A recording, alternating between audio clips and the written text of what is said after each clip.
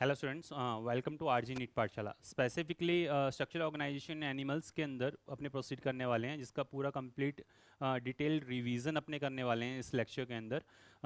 इसके अंदर first part के अंदर एनिमल टिश्यू को अपने डिस्कस करेंगे, जिसके अंदर फोर मेजर जो टिश्यूज़ हैं, epithelial tissue, connective tissue, muscular tissue and the neural tissue, इनको इन डिटेल पढ़ने वाले हैं। आफ्टर दैट इसके सेकेंड पार्ट, जिसके अंदर आपको अर्थवॉर्म, कॉकरोच एंड फ्रॉग के बारे में थोड़ा बहुत इन्फॉर्मेशन दी है। एक चीज़ आप अच्छे से ध्यान रखिएगा, जो 11th एनसीईआरटी अपडेट हुई है, अपडेट होने के बाद में एनसीईआरटी के अंदर एनिमल टिश्यू वाला पार्ट इस चैप्टर के अंदर स्टार्टिंग से हटा दिया गया है। बट नीट सिलेबस के अंदर आपके एनिमल टिश्यू है, और उसके अंदर चारों टिश्यूज़ आपको इन डिटेल अच्छे से पढ़ने ही हैं। और आपके ह्यूमन फिजियोलॉजी के अंदर भी जैसे जैसे आप इनके अंदर अच्छे से डिटेल पढ़ेंगे, आपको हेल्प मिलेगी आपके ह्यूमन फिजियोलॉजी के सभी चैप्टर्स को अच्छे से समझने में। इस चैप्टर के अंदर जो अपने डिटेल अभी पढ़ने वाले हैं, जिसमें जब अपने कनेक्टिव टिश्यू के अंदर, फ्लूइडिक कनेक्टिव टिश्यू के अंदर प्रोसीड करेंगे, तो उसमें जो ब्लड आएगा, ब्लड को इन डिटेल अपने यहीं पढ़ने वाले हैं, ताकि बॉडी फ्लूइड एंड सर्कुलेशन के अंदर आपको प्रॉब्लम नहीं हो। वहाँ पे आप जो है बहुत अच्छे से चीज़ों को ग्रैब कर पाएँ, और दोबारा से वहाँ पे रिपीट होगा, बट एटलीस्ट एक बार यहाँ पे ब्लड पूरा डिटेल के अंदर यहीं पढ़ेंगे आप। लिम्फ भी पूरा कंप्लीट यहीं पढ़ने वाले हैं। कार्टिलेज और बोन, कार्टिलेज और बोन को उस पॉइंट ऑफ व्यू से पढ़ेंगे कि हमें लोकोमोशन एंड मूवमेंट के अंदर जो स्केलेटन सिस्टम है उसके अंदर डीप जाना नहीं पड़ेगा हमें। फिर वहाँ पे आपको बोन्स के का कैसे आपने उसको क्लासीफाई किया, पेंडिकुलर और एक्सियल स्केलेटन के अंदर जॉइंट्स, उन सभी के अंदर प्रोसीड करना होगा। अपने इस चैप्टर के अंदर मस्कुलर टिश्यू जब अपने पढ़ेंगे, तो मस्कुलर टिश्यू के अंदर जो बेसिक्स हैं वो सारे आप यहीं पढ़ लेंगे, ताकि मस्कुलर टिश्यू के अंदर स्केलेटन सिस्टम, जो लोकोमोशन एंड मूवमेंट के अंदर मस्कुलर सिस्टम वाला पार्ट है, वहाँ पे अपने को स्केलेटन मसल पे उतना एफर्ट नहीं लगाने पड़ेंगे। हमें sliding filament theory, red and white muscle fibre के डिफरेंसेस और उसके साथ प्रोसीड करेंगे। Last and final neural system, neural system के अंदर जो न्यूरल टिश्यू है उसको अपने यहीं पढ़ने वाले हैं। ठीक है, उसका डिटेल, मतलब उसकी excitable cells and non excitable cells का डिटेल अपने यहीं पढ़ोगे, ताकि वहाँ पर हमें जब न्यूरल कंट्रोल एंड कोऑर्डिनेशन हम स्टार्ट करें, तो उस चैप्टर के अंदर हमें न्यूरल सेल या नर्व सेल पे ज़्यादा एफर्ट्स नहीं लगाने पड़े। ठीक है, वहाँ पे रिपीट होंगी सारी चीज़ें, बट स्टिल आपको एक बार यहाँ पे सारी चीज़ें डिटेल के अंदर मैं करवा रहा हूँ, अच्छे से समझा रहा हूँ। जो जो पॉइंट सामने आ रहे हैं एनसीईआरटी के सीक्वेंस से ही चलूंगा मैं, एनसीईआरटी को ही बेस मान करके सारे पॉइंट्स मैं एक्सप्लेन कर रहा हूँ। वन बाय वन आप उनको अच्छे से समझें, और जो बोल रहा हूँ वो जो सामने आपके लिखा हुआ है उस पर आप अच्छे से फोकस रखिए। ठीक है, जब अपने चैप्टर स्टार्ट करते हैं structural organisation animals, structural organisation animals के अंदर स्टार्टिंग के अंदर आपको एक पैराग्राफ दिया हो, उस पैराग्राफ के अंदर कुछ जनरल पॉइंट्स लिखे हुए हैं, उन जनरल पॉइंट्स के बारे में आपको बता रहा हूँ। ये देखिए, इस नेचर के अंदर जितने भी किंगडम है, चाहे किंगडम मोनेरा हो, प्रोटिस्टा हो, फंजाई हो, प्लांटी हो, एनिमेलिया हो, जो मोनेरा एंड प्रोटिस्टा के जो एनिमल्स हैं वो कैसे होते हैं, यूनिसेलुलर। रेस्ट ऑफ जितने भी आपको किंगडम्स देखने को मिल रहे हैं कैसे हैं, multicellular. Unicellular prokaryote, unicellular eukaryote and rest of multicellular eukaryotes की कैटेगरी के अंदर आते हैं। तो कहीं ना कहीं जब आप इन ऑर्गेनिज्म की अगर बात करते हो, इनमें नंबर ऑफ सेल कितना है, वन। इनमें नंबर ऑफ सेल्स कितना है, मोर देन वन आपको सेल्स देखने को मिल रही हैं। सेल्स मिलकर के टिश्यूज की फॉर्मेशन करते हैं, टिश्यूज आगे ऑर्गन एंड ऑर्गन सिस्टम की फॉर्मेशन करते हैं। अब बात यह है कि कई जगह आपको टिश्यू सिस्टम वर्ड, जब आप मोनेरा के अंदर जाएंगे या फिर चैप्टर नंबर 2 बायोलॉजिकल क्लासिफिकेशन में जाएंगे, जो टेबल आपको दिया हुआ है ना, टेबल नंबर 2.1, ठीक है, वहाँ पे एक जगह टिश्यू सिस्टम मेंशन किया हुआ है। अगर आप देखेंगे ना उस टेबल के अंदर टिश्यू सिस्टम आपको लिखा हुआ मिलेगा 2.1। जैसे जैसे मैं बोल रहा हूँ वैसे वैसे आप एनालाइज करते जाएं, ताकि चीज़ें थोड़ा सा इजी रहें आप लोगों को समझने में भी। वहाँ पे आपको मेंशन किया हुआ है 2.1, table number 2.1, chapter number 2 biological classification. वहाँ पे बीच में कहीं मेंशन होगा, दिया हुआ है कहीं पे टिश्यू सिस्टम जैसा कुछ वर्ड लिखा हुआ है, कुछ लिखा हुआ है वर्ड बेटा।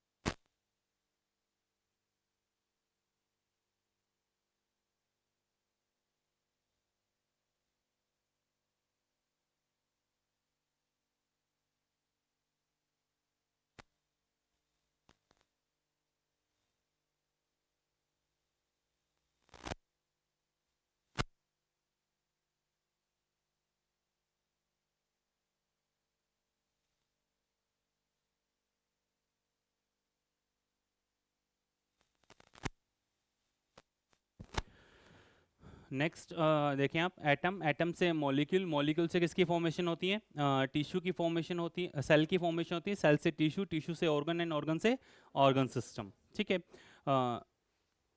आई थिंक आप लोग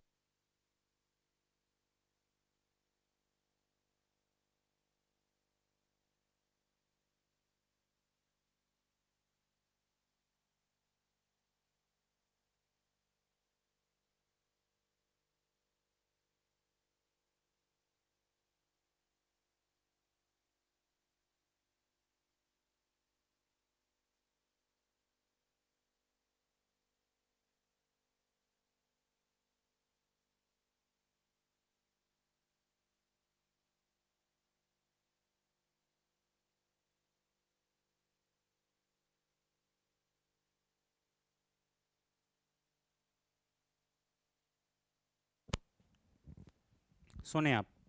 ठीक है, नेक्स्ट इसके अंदर जो आपको समझना है, जितने भी ऑर्गेनिजम्स आपको देखने को मिल रहे हैं उन सभी ऑर्गेनिजम्स के अंदर जब अपने बात करते हैं सेल और टिश्यूज़ की, नंबर ऑफ सेल्स मिलकर के टिश्यूज़ की फॉर्मेशन करती हैं। अब एक बात बताइए, क्या फर्स्ट टू जो आपको मोनेरा और प्रोटिस्टा देखने को मिल रहे हैं, क्या इनमें कोई टिश्यू होगा क्या? क्या इनमें कोई टिश्यू, सिंगल सेल है? और बाद वालों के अंदर आपको टिश्यू देखने को मिलेगा, बाद वालों में क्या देखने को मिलेगा, आपको टिश्यू देखने को मिलेगा। तो देखें आप अच्छे से समझें चीज़ों को, जनरलाइज पॉइंट है कि जब अपने बात करते हैं Porifera, Coelenterata, Ctenophora, Platyhelminthes, Aschelminthes और टिल कॉर्डेटा अगर अपने जाते हैं, तो पोरीफेरेंस के अंदर आपको क्या मिलते हैं, cell organelles, specifically sorry cell aggregates, specifically अगर अपने बात करते हो सेल एग्रीगेट्स यहाँ पे आपको मिलेंगे। वहीं अगर अपने बात करते हैं सिलेंटेटा और टीनोफोरा, क्या मिलेगा, टिश्यू सिस्टम, आपको टिश्यू देखने को मिलते हैं। अपने वहाँ पे वर्ड यूज कर लेते हैं tissue system level body organisation, पर वो tissue level of body organisation है। थर्ड नंबर पे अगर आपको organ level of body organisation platyhelminthes and organ system level of body organisation aschelminthes to till chordata आपको देखने को मिलता है। अब यहाँ पे स्पेसिफिकली अपने किसकी बात कर रहे हैं, टिश्यूज की बात कर रहे हैं। तो यहाँ जो आपको कैटेगराइजेशन बताया है उसमें सिमिलर काइंड ऑफ सेल, अगर स्पेसिफिकली आपको डिफाइन करना पड़े कि एनिमेलिया के अंदर कोर्डेटा, कोर्डेटा में मैमेलिया, मैमेलिया के अंदर प्राइमेट्स, और प्राइमेट्स में क्या आ रहे हैं, ह्यूमन बींग्स। अब हमारा जो फोकस है, हमारा फोकस यहाँ पे एग्जाम्पल हम ह्यूमन बींग्स को लेकर के पूरा डिटेल एनिमल टिश्यू डिफाइन कर रहे हैं। ध्यान रखना, जो हम एनिमल टिश्यू यहाँ पे डिफाइन करें, जिसमें आपसे कनेक्टिव टिश्यू की जो बात हो रही है, आपसे न्यूरल टिश्यू की बात हो रही है, मस्कुलर टिश्यू की जो बात हो रही है, या फिर आपका एपिथेलियल टिश्यू की जो बात हो रही है, हम एक जो मॉडल ऑर्गेनिज्म लेकर के चल रहे हैं, वो क्या लेकर चल रहे हैं, ह्यूमन बींग्स लेकर चल रहे हैं। तभी तो हम कहीं पर भी आप बोल रहे हो brush border, cuboidal, germinal, epithelia, फिर बोलते हो पीसीटी में है ये, तो वो ह्यूमन बींग के रिस्पेक्ट में आप डिफाइन करते हो सारी चीज़ें। तो जो मॉडल ऑर्गेनिज्म हम इस चैप्टर के अंदर लेकर चल रहे हैं वो क्या है, ह्यूमन। और ये जनरल एक एग्जांपल दिया है कि जब अपने बात करते हैं पोरीफेरेंस की, तो पोरीफेरेंस के अंदर आपको कोई टिश्यू नहीं मिलता है, specifically different different kind of cell जो बाहर की तरफ होती है, वो आप ये दिख रही है आपको, बाहर की तरफ जो सेल्स हैं, जो मिड के अंदर आपको यहाँ पे आपको एक पोर देखने को मिल रहा है, एंट्री, और ये जो सेल्स है कोएनोसाइट्स आपको देखने को मिल रही हैं। ठीक है, और ये अपर साइड के अंदर क्या होता है, ये ओस्टिया, और ये क्या होता है, ऑस्कुलम। काफ़ी सारी चीज़ें हैं, इन दोनों के बीच में स्पेसिंग में आपको यहाँ पे मेसेनकाइमल सेल्स मिलती हैं। कौन सी सेल्स मिलती हैं, मेसेनकाइमल सेल्स आपको देखने को मिलती हैं। तो काफ़ी कुछ जनरल पॉइंट्स हैं जो अपने को यहाँ पे समझने हैं, सीखने हैं। हर एक वर्ड पे अपने फोकस करेंगे। एनसीईआरटी का कोई ऐसा वर्ड नहीं होगा जो आपके क्लास के बाद में आपको नहीं समझ में आ रहा हो। ठीक है, ध्यान से देखें। नेक्स्ट इसके बाद जो आपको प्रोसीड करना है, समझना है, व्हाट इज टिश्यू। टिश्यू होता क्या है, tissue is a group of cell which is similar in origin and similar in structure for a specific function is known as a tissue. भाई ग्रुप ऑफ सेल है, और after that the structure of the cell vary according to function they perform, या फिर अकॉर्डिंग to their फंक्शन। Chapter number 8 11th NCERT, chapter number 8 cell the unit of life आपने revise कर लिया है, जिसमें प्रोकैरियोटिक सेल जो लिखा हुआ है, prokaryotic cell third number page पे आपको टॉपिक दिया हो, उसके जस्ट ऊपर एक लाइन लिखी है, देखिए आप, प्रोकैरियोटिक सेल के जस्ट ऊपर, प्रोकैरियोटिक सेल जहां स्टार्ट हो उसके जस्ट ऊपर लिखा हुआ है कि structure of the cell vary according to function they perform, लिखा हुआ है कुछ ऐसा। सेम पॉइंट यहाँ पे आपको मेंशन करके दिया हुआ है, देखिए आप, the structure of the cell vary according to their function. Clear. After that एक सेल के फंक्शन वेरी कर सकते हैं। सेल का फंक्शन एब्जॉर्प्शन हो सकता है, सेल का फंक्शन सिक्रीशन हो सकता है, सेल का फंक्शन डिफ्यूजन हो सकता है। यहाँ पर भी आपको पोडोसाइट सेल्स के अंदर क्या देखने को मिलेगा, डिफ्यूजन देखने को मिलेगा। ठीक है, एब्जॉर्प्शन सिक्रीशन कंसर्निंग अगर मैं बात करूंगा तो यहाँ आपको जो पीसीटी, डीसीटी, कलेक्टिंग डक्ट की जो सेल्स हैं वो आपको एब्जॉर्प्शन और सिक्रीशन कंसर्निंग देखने को मिलेगी। रेस्ट ऑफ सेल कैसी देखने को मिलेगी, डिफ्यूजन कंसर्निंग। इधर आ जाइए, एल्यूलाई, एल्यूलाई के अराउंड आपको यहाँ पे गैसेस का क्या होता है, डिफ्यूजन देखने को मिलता है। तो according to function they perform, function क्या क्या है अपने पास में, डिफ्यूजन, फंक्शन क्या है एब्जॉर्प्शन, फंक्शन क्या है सिक्रीशन। अब इन तीनों फंक्शन के बिहाफ पे सेल्स का जो शेप है वो क्या करता है, वेरी करता है। जैसे अगर मैं बोल रहा हूँ कि डिफ्यूजन फंक्शन है तो सेल का शेप कैसा होगा, स्क्वैमस सेल होगा। अगर मैं बोल रहा हूँ कि सेल का फंक्शन जो है एब्जॉर्प्शन या सिक्रीशन कंसर्निंग है तो कैसा होगा, क्यूबॉइडल या फिर कॉलमनार होगा। Depending on the space columnar and cuboidal cells अपनी बॉडी के अंदर अरेंज होती हैं। अगर मैं एलिमेंट्री कैनाल की बात करता हूँ ना बेटा, तो एलिमेंट्री कैनाल तो कैसा है, फैला हुआ है, फैला हुआ तो स्पेसिंग अच्छा है, स्पेसिंग अच्छा है तो आपको कॉलमनार सेल्स मिलेगा। वहीं अगर मैं बात करता हूँ आपके नेफ्रॉन के अंदर, नेफ्रॉन की ट्यूबुलर रीनल ट्यूब्यूल, स्पेस कम है, स्पेस कम है तो मुझे काम भी कौन सा करवाना है, एब्जॉर्प्शन और सिक्रीशन वाला फंक्शन वहां करवाना है, तो मुझे क्या रखना पड़ेगा, क्यूबॉइडल एपिथेलिया रखना पड़ेगा। तो आप स्ट्रेटेजी वाइज चलोगे तो चीज़ें थोड़ा सा ईजी रहेंगी, एग्जाम्पल्स भी याद करना ईजी रहेंगे। समझ में आई बात। मैं अगर बोल रहा हूँ मुझे मुझे नेजल चैम्बर से आपके ट्रैकिया, ट्रैकिया अगर मैं यहाँ से अंदर ट्रैकिया की तरफ जाता हूँ, ट्रैकिया के अंदर आप बोलते हो pseudo stratified ciliated columnar, columnar glandular एपिथीलिया। अब कॉलमनार वहाँ वर्ड यूज किया, उससे आगे जब आप ब्रोंकाई ब्रोंक्यूल के अंदर जाओगे तो वो कॉलमनार से क्यूबॉइडल, एंड क्यूबॉइडल से फिर लास्ट एंड पे क्या हो जाएगा, स्क्वैमस। समझ में आई बात। कहने का सेंस ये है, समझिए कि इंपॉर्टेंट पॉइंट बता रहा हूँ, आपको एग्जांपल्स याद हो नहीं हो बट आपको बॉडी टेक्सचर तो पूरा याद रहेगा। माउथ से लेकर के टिल एनस तक का जो पार्ट है, माउथ से आप स्टार्ट करते हो, बाहर की स्किन अगर आप देखते हो ये स्क्वैमस है, स्क्वैमस है, कैरेटिनाइज है, मल्टी लेयर्ड है, वो बात अलग है कि स्ट्रेटिफाइड कंडीशन के अंदर मल्टी लेयर्ड है तो स्क्वैमस एपिथेलिया। अब यहाँ से आप बक्कल कैविटी से एंट्री ले रहे हो, बक्कल कैविटी से एंट्री लेकर के टिल आपका एलिमेंट्री कैनाल स्पेसिंग हुआ, फिर वापस caecum colon rectum and after that anus, ठीक है। और एनस के बाद बाहर वापस से क्या है, स्किन। अब इस एग्जाम्पल को ढंग से आप समझें, tube with in tube body plan जो होता है उसको मैंने एक्सप्लेन किया है। अगर आप इस डायग्राम से ये पॉइंट समझ पाएं तो बहुत सारे एग्जाम्पल्स आपको क्लियर कट याद हो जाएंगे। ये देखिए, अगर आपको समझ में आता है, बॉडी के बाहर से आप स्किन एपिडर्मिस, क्या है ये, स्किन एपिडर्मिस, स्क्वैमस एपिथेलिया लेते लेते आप यहाँ पे माउथ से एंट्री, स्क्वैमस से फिर आगे क्यूबोइडल, क्यूबोइडल से कैसे हो जाएगा, कॉलमनार। दिख रहा है मैंने यहाँ पे स्टमक बनाया है, कॉलमनार, कॉलमनार के बाद में वापस कैसा, क्यूबोइडल, और लास्ट में जाकर के कैसा हो जाएगा, स्क्वैमस। स्क्वैमस में एनस की जस्ट इनर साइड के अंदर स्क्वैमस नॉन कैरेटिनाइज होता है, एनस के जस्ट बाहर जो स्किन होता है वो कैसा हो जाएगा, multi layered squamous, stratified squamous keratinize epithelia आपको देखने को मिलती है। समझ में आता है। वहीं अगर अपने बात करते हैं आपकी बक्कल कैविटी फेरिंग्स, यहाँ पे क्या होता है, स्ट्रेटिफाइड होता है, स्क्वैमस होता है बट नॉन कैरेटिनाइज होता है। समझ में आई बात। तो ध्यान रखना, ये बहुत मतलब सिंपल है कि बॉडी के अंदर जहां आपको ट्यूबुलर पार्ट देखने को मिलते हैं, जिस टाइप से आपको यहाँ ये सेम कंडीशन आपको कहाँ मिलेगी, आपका स्किन, नेजल चैम्बर से एंट्री लोगे, एंट्री लेने के बाद में वही फेरिंग्स वाला रीजन आएगा, ट्रैकिया आया, स्पेस कम होता गया, कैसा हो गया, cuboidal, at the end diffusion surface पे कैसा आ गया, वापस स्क्वैमस। समझ में आ रहा है।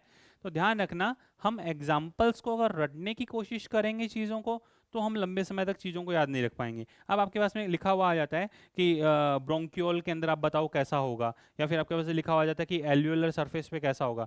तो यू नो वेरी वेल कि एल्वियोलर सरफेस के अराउंड क्या होता है, क्या होता है, डिफ्यूजन होता है। तो डिफ्यूजन होता है तो क्या मिलेगा, स्क्वैमस। हम बोलते हैं कि ब्लड वेसल्स, कैपिलरीज जो होती है, कैपिलरीज से मटेरियल किसके थ्रू जाता है, डिफ्यूजन के थ्रू जाता है, तो कैसा होगा, स्क्वैमस। तो ये पॉइंट आप अच्छे से याद रखें, ढंग से एक एक चीज़ आपको समझ में आनी चाहिए। आफ्टर दैट इस चैप्टर के अंदर ये जो मैंने यहाँ बनाया है इसको थोड़ा सा समझने की आप कोशिश करें, अगर आपको समझ में आ रहा हो तो।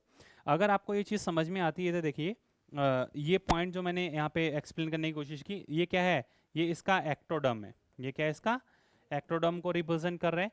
ये मिड के अंदर क्या है, इसका एंडोडर्म, बिल्कुल मिड में क्या है, एंडोडर्म आपको देखने को मिल रहा है। थर्ड नंबर पे सबसे इनर साइड में आपको क्या देखने को मिल रहा है, मीजोडर्म। मतलब जो दोनों तरफ से आपको लाइनिंग देखने को मिल रही है, आउटर बॉडी वॉल के साथ भी टच में भी और गट वॉल के साथ में भी ये टच में है।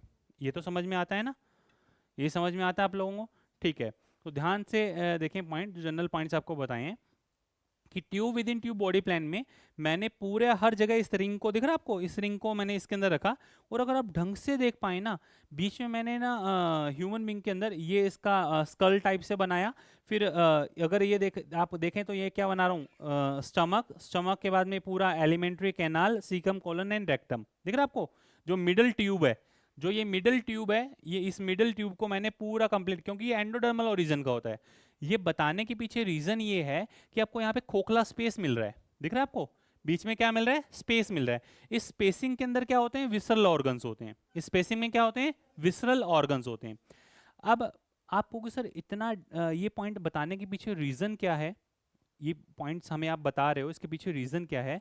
ये जो स्किन है, ये स्किन अभी आउटर एनवायरनमेंट के टच में है, आउटर एनवायरनमेंट के टच में है क्या नहीं है, हाँ या ना, ठीक है। अगर मैं इसी की बात करता हूँ, यहाँ पे मान लीजिए इंटरनल जो स्पेस है, स्पेस के अंदर क्या प्रेजेंट है, किडनी, क्या प्रेजेंट है, किडनी। भाई बीच में तो ये तो एलिमेंट्री कैनाल है ना, किडनी की इसी स्पेस में होगी। तो इस किडनी की जो कवरिंग है, इसके ऊपर जो आपको देखने को मिलेगा वो क्या होगा, इसका कवरिंग होगा कि नहीं होगा। एलिमेंट्री कैनाल की सबसे इनर साइड के अंदर क्या होगी, लाइनिंग, और सबसे आउटर साइड में क्या होगी, कवरिंग, होगी कि नहीं होगी। कहने का सेंस ये है, आप अगर चीज़ों को समझ पाएं, छोटे छोटे पॉइंट्स जो मैं यहाँ पे इंक्लूड करता जा रहा हूँ, ऐड ऑन करता जा रहा हूँ, उन चीज़ों को अगर आप समझ पाओ। इधर देखो बेटा, इधर देखो, दिख रहा है आपको क्या किया है, लीवर, हार्ट, किडनी, इन सभी के अंदर जो इनकी कवरिंग है, जो इनकी कवरिंग है, या फिर एलिमेंट्री कैनाल की 4 लाइंस, आपको म्यूकोसा, सब म्यूकोसा, मस्कुलरिस, सीरोसिस, 4 लाइन होती हैं। उनमें सबसे बाहर जो सीरोसा है उसके लिए तो क्या बोलोगे, उस पर क्या बोलोगे, कवरिंग, और सबसे इनर साइड में म्यूकोसा है उसको क्या बोलोगे, lining. Intestine, lining of intestine आप एग्जाम्पल लिखते हो, लाइनिंग ऑफ इंटेस्टाइन आप एग्जाम्पल लिखते हो, समझ में आई बात। Covering of internal visceral organ, covering of internal, अब ये खोखला जो स्पेस है, इस इंटरनल विसरल ऑर्गन की जो कवरिंग है, this all are derived from mesoderm. होती ये एपिथेलियल टिश्यू है, एपिथेलियल टिश्यू का स्क्वैमस में ही आता है, एपिथेलियल टिश्यू है। अब एपिथेलियल टिश्यू तो हर किसी लेयर से बनता है, एक्टो से भी बनता है, एंडो से भी बनता है, और मीजो से भी बनता है। अब मुझे इंटरनल विसरल ऑर्गन जहाँ पे आपके प्रेजेंट हैं, तो वहाँ पे कौन सी सेल्स हैं, मीजोडर्मल है, ये लाइनिंग किसकी थी, मीजोडर्म की थी। तो मुझे इनकी कवरिंग जो बनेगी है तो वो एक एपिथेलियल टिश्यू, पर एपिथेलियल टिश्यू किससे बना हुआ, मीजोडर्म से, तो मैं इसको क्या बोल दूंगा, मीजोथीलियल। समझ में आया। भाई मुझे पता है तीनों जर्मिनल ले रहे हैं, एक्टो, एंडो और मीजो तीनों से बनता है, तो बताऊंगा, बोलूंगा नहीं बोलूंगा। इससे आपका एनसीईआरटी का हर एक वर्ड क्लियर हो जाता है जो एपिथेलियल टिश्यू के फर्स्ट पैराग्राफ में लिखा हुआ है। एपिथेलियल टिश्यू वो टिश्यू है जिसके अंदर आपको सेल्स हमेशा लेयरिंग की फॉर्म में मिलेगी। एपिथेलियल टिश्यू के अंदर जो एपिथेलियल टिश्यू बॉडी के अंदर या तो डायरेक्टली आउटर एनवायरनमेंट को टच कर रहा होगा, या बॉडी कैविटीज को टच कर लाइन कर रहा होगा, या इंटरनल कवरिंग और लाइनिंग की फॉर्म में आपको देखने को मिलेगा। फर्स्ट पैराग्राफ के अंदर यही मेंशन किया हुआ, अगर आप ढंग से पढ़ें, जनरल पॉइंट्स जो आपको बताएं। इधर देखिए, ये फर्स्ट पैराग्राफ मैं आपको एनालाइज करवा रहा हूँ, अब अच्छे से एक बार देख लें ना। इधर आ जाइए, ये पॉइंट आपको क्लियर हुआ बेटा, जो जनरल आपको बताया।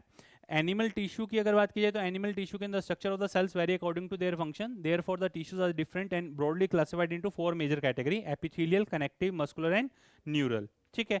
अब ये जो चारों टिश्यूज हैं इन सभी के अंदर मैं सबसे पहले बात कर रहा हूँ एपिथेलियल टिश्यू की। Epithelial tissue shape of the cell vary according to the function they perform. Squamous है तो डिफ्यूजन हो जाएगा, फिल्ट्रेशन, अल्ट्रा फिल्ट्रेशन में काम आ रहा है, क्यूबोइडल एंड कलमनर है तो एब्जॉर्प्शन और सिक्रीशन में काम में आएगा। क्लियर है, ठीक है। फिर इसके बाद आ जाइए नेक्स्ट। इसके बाद ये पॉइंट मैं आपको ऑलरेडी डिफाइन कर चुका हूँ कि गट के अंदर अपने कैसे सोचना है, और अगर मान लीजिए अगर आपको नेजल एपिथेलिया और एल्वियोलाई तक सोचना है तो आपको किस तरीके से आप सोचेंगे। बताया था ना कि अभी बाहर कैरेटिनाइज स्ट्रेटिफाइड लेकर के चलोगे, यहाँ पे एक्सटर्नल, फिर उससे जस्ट इनर साइड के अंदर जाओगे तो नॉन कैरेटिनाइज स्ट्रेटिफाइड स्क्वैमस हो जाएगा। फिर आप आगे की तरफ जाओगे तो पहले तो ट्रैकिया, मतलब अगर अपने बात करें स्टार्टिंग के अंदर जो आपको ट्रैकिया के अंदर देखने को मिलेगा वो कैसा देखने को मिलेगा, कॉलमनार। कैसा देखने को मिलेगा, कॉलमनार एपिथेलिया आपको देखने को मिलेगा। उससे उसके बीच में अब डायरेक्टली कॉलमनार कभी आता नहीं है, डायरेक्टली कॉलमनार कभी आता नहीं है।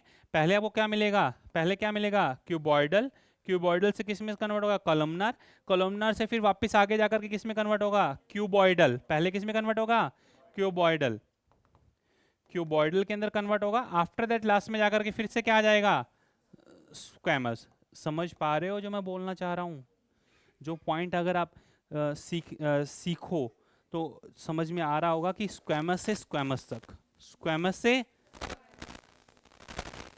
समझ में आई? वो तो वेरिएशन तो आपको हर जगह मिलेगी मिलेगी भाई। अब जब मैं बोल रहा हूँ कि यहाँ पे क्यूबॉइडल से कॉलमनार पे जा रहा हूँ, अगर मैं इसका कोई फंक्शन कंसर्निंग कर रहा हूँ, ग्लैंडुलर कर रहा हूँ, तो सिंगल लेयर हो जाएगी। ये अब मल्टी लेयर्ड है। यहाँ पे मल्टी लेयर का काम क्या होता है? सिर्फ और सिर्फ प्रोटेक्शन कंसर्निंग होता है।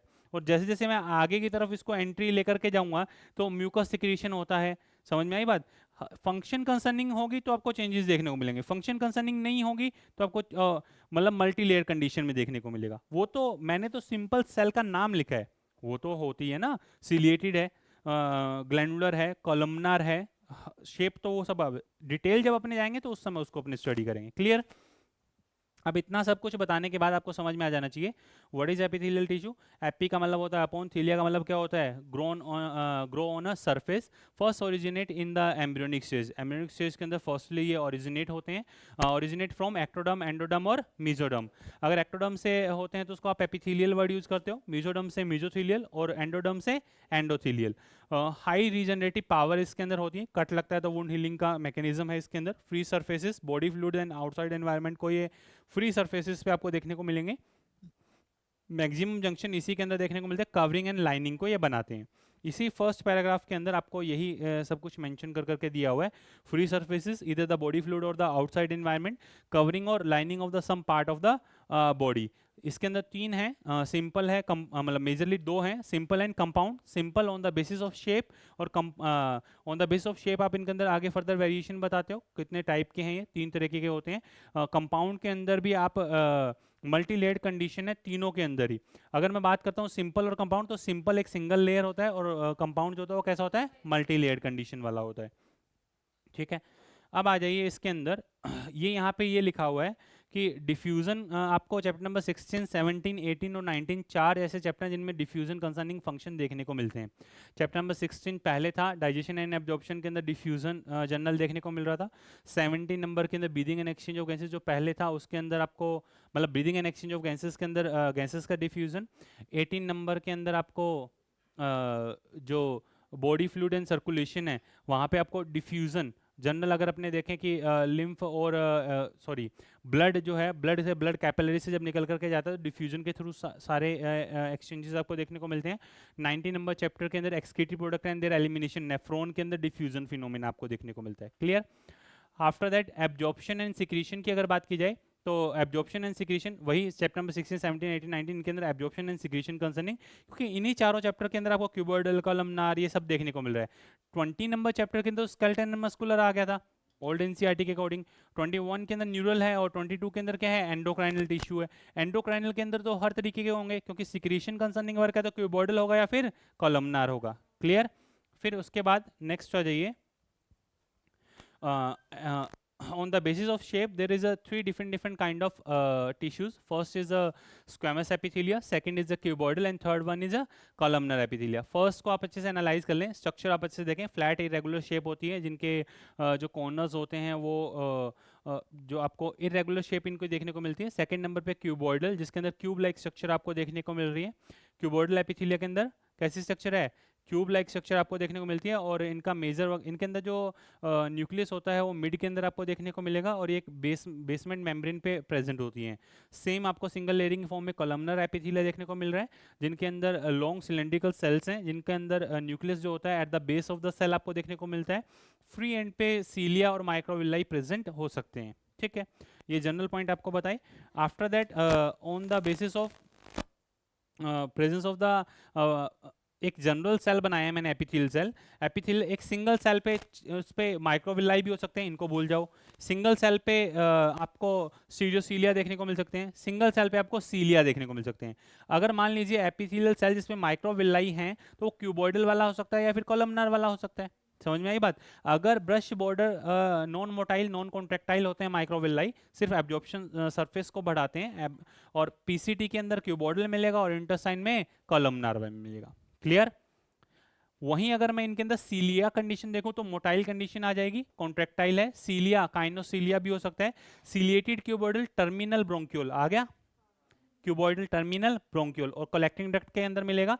वहीं कॉलमनर सीलिएटेड कहाँ पे? फैलोपियन ट्यूब, ट्रैकिया और इनिशियल ब्रोंक्यूल। याद है ट्रैकिया से अपने आगे की तरफ जा रहे थे तो वो स्पेसिफिक होता जा रहा है।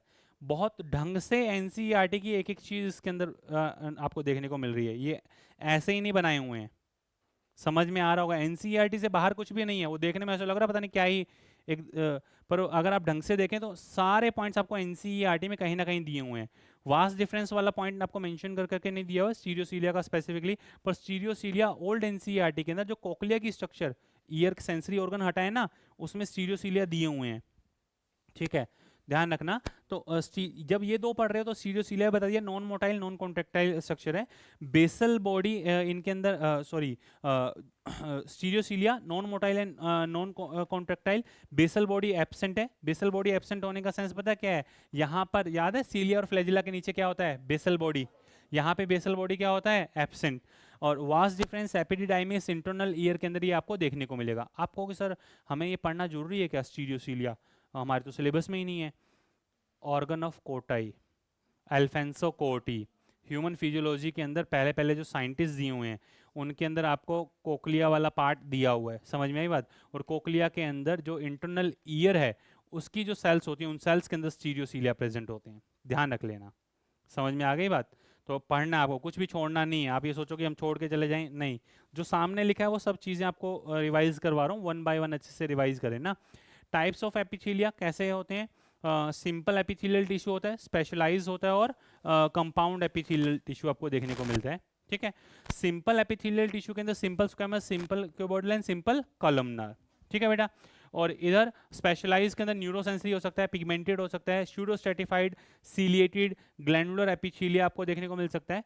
कहने का सेंस ये है कि जो मिड के अंदर आपको दिया हुआ है वो फंक्शन कंसर्निंग आप एपिथेलियल टिश्यू के नाम रख रहे हो, समझ में आई बात? पिगमेंटेड है तो उसके अकॉर्डिंग रख दिया, न्यूरोसेंसरी है किसी चीज को सेंस कर रहा है तो उसके अकॉर्डिंग रख दिया, समझ में आया? ग्लैंडुलर है कुछ सिक्रेट कर रहा है तो आपने ग्लैंडुलर एपिथेलिया रख दिया। आप देखिए आपकी एनसीईआरटी ने जो सेकंड पेज है, old NCERT page number 101, old NCERT page number 101, new NCERT में तो दिया ही नहीं है। ओल्ड एनसीईआरटी पेज नंबर 101 के अंदर 2 पैराग्राफ एपिथेलियल टिश्यू आगे बीच में डायग्राम दिए हैं। नेक्स्ट पेज पे आप जाओगे ना तो लिखा हुआ है कि एपिथेलियल टिश्यू का स्पेशलाइज्ड टाइप होता है ग्लैंडुलर एपिथेलिया, जिसमें कुछ सेल्स यूनिसेलुलर ग्लैंड की तरह बिहेव करती है और कुछ मल्टी सेलुलर की तरह बिहेव करती है। ये पैराग्राफ लिखा हुआ है। आफ्टर उसी के बाद लिखा हुआ है एंडोक्राइन और एक्सोक्राइन वाला पॉइंट। फिर उसके बाद नेक्स्ट पैराग्राफ में लिखा हुआ है कि if it is multi layer तो ये कंपाउंड एपिथेलिया को रिप्रेजेंट करेगा जो प्रोटेक्टिव लेयर की तरह वर्क करता है। आफ्टर दैट जो कनेक्टिव टिश्यू के जस्ट ऊपर पैराग्राफ लिखा हुआ है उसमें लिखे हुए junction, tight junction, gap junction और एडेरिंग जंक्शन। क्लियर है यहाँ तक? अब आ जाइए, इसी को थोड़ा इलेबोरेट कर रहा हूँ। कंपाउंड एपिथेलिया में stretchable and non stretchable. Stretchable जिनके अंदर आप इवन अगर कोई फ्लूइड फिल हो रहा है तो इजीली वॉल स्ट्रेच होकर के फैल सकती है, मतलब। और दूसरा नॉन स्ट्रेचेबल जिनको आप स्ट्रेच नहीं कर सकते हैं, मतलब किसी ना किसी तरीके से फिलिंग इनके अंदर रहेगी, कोई ना कोई डिपोजिशन इनके अंदर देखने को मिलेगा। फिर आ जाइए, इसके बाद अपने आगे प्रोसीड करते हैं वन बाय वन सभी को। सिंपल स्क्वेमस एपिथेलिया पूरे एनसीईआरटी के अंदर ह्यूमन फिजियोलॉजी में हर जगह कहाँ पे आपको सिंपल स्क्वेमस एपिथेलिया देखने को मिल रहा है? एनसीईआरटी से बाहर नहीं है, ध्यान रख लेना, जो सामने बनाए हैं। डिफ्यूजन कंसर्निंग वर्क होता है। Chapter number breathing and exchange of gases, wall of blood and lymph vessel. अब ब्लड के अंदर ट्यूनिका इंटीमा देखिए, ट्यूनिका इंटीमा के अंदर क्या लिखा हुआ है? Squamous epithelia, tunica intima. 11th NCERT body fluid and circulation, body fluid and circulation. Third last topic पे आप जाइए, रेगुलेशन ऑफ कार्डियक एक्टिविटी से पहले एक टॉपिक आपको दिया हुआ है डबल सर्कुलेशन, सर्कुलेटरी पाथवे वाला ना एक टॉपिक दिया हुआ है ना, दिया हुआ सर्कुलेटरी पाथवे का टॉपिक। उसका फर्स्ट पैराग्राफ में बोल्ड कर करके आपको ट्यूनिका इंटीमा लिखा हुआ है, मिला कहीं पे बेटा? मतलब बैक साइड से 3rd नंबर पेज पे आ जाओ ना, chapter body fluid and circulation के बैक साइड से 3rd नंबर पेज पे, ठीक है। बैक साइड से 3rd नंबर पेज पे बोल्ड कर करके आपको, जहां पे आपका ईसीजी खत्म होता है ना, ईसीजी खत्म होता है उसके नेक्स्ट पैराग्राफ में आपको बोल्ड कर करके ट्यूनिका इंटीमा के बारे में दिया होगा। दिया है कि नहीं दिया बेटा? अब आप सोच लो, वहां जो blood vessel, wall of the blood and lymph vessel, इन दोनों में डिफ्यूजन कंसर्निंग वर्क होता है, इट मींस मेंशन्ड है। Next podocyte, chapter number 19, clear cut आपके चैप्टर नंबर 19 के अंदर आप जाएं। चैप्टर नंबर 19 जहां से स्टार्ट हो रहा है उसके पेज नंबर 1 2 3 4 नंबर पेज पे, 4 और 5 नंबर, 4 नंबर पेज पे नीचे से दूसरी तीसरी लाइन के अंदर देखना लिखा हुआ है डिफ्यूजन कंसर्निंग एक स्क्वेमस एपिथेलिया पोडोसाइट, वहां पे मेंशन किया हुआ है। अल्ट्रा फिल्ट्रेशन वाला जो पॉइंट आपको दिया हुआ ना, मैं चैप्टर नंबर आपके excretory product and there elimination की बात कर रहा हूँ। Excretive product and there elimination की बात कर रहा हूँ। Old NCERT chapter number 19, new NCERT chapter number 16, ठीक है। चैप्टर नंबर 16 4 नंबर पेज पे, 4 नंबर चैप्टर नंबर 16 में 4 नंबर पेज पे बात कर रहा हूँ मैं। 4 नंबर पेज पे सबसे नीचे नीचे आ जाइए आप, सबसे नीचे नीचे लास्ट में नीचे से दूसरी दूसरी लाइन के अंदर वहाँ पे आप देखो, और उससे अगले पेज पे पोडोसाइट आपको लिखा हुआ मिलेगा। लिखा हुआ है कि नहीं लिखा हुआ? ध्यान रखना, नीट एग्जाम में बहुत बार इस पे क्वेश्चन पूछा जा चुका है।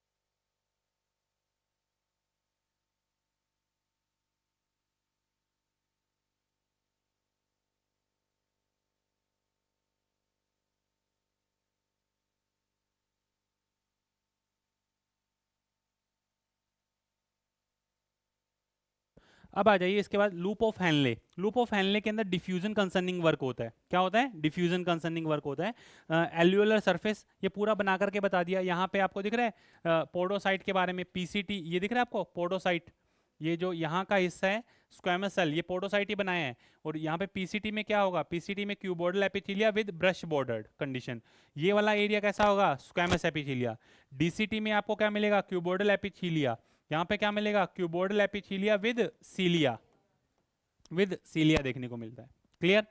अगर आपको हर एक चैप्टर के अंदर आपने हार्ट की स्ट्रक्चर आप बना रहे हो, या फिर हर एक चैप्टर के अंदर आपको टिश्यू के बारे में थोड़ा थोड़ा थोड़ा थोड़ा स्टार्टिंग में पता है ना, तो आप उस चैप्टर के अंदर जो स्टेटमेंट्स हैं उन स्टेटमेंट्स को बहुत अच्छे से समझ पाते हो ह्यूमन फिजियोलॉजी के।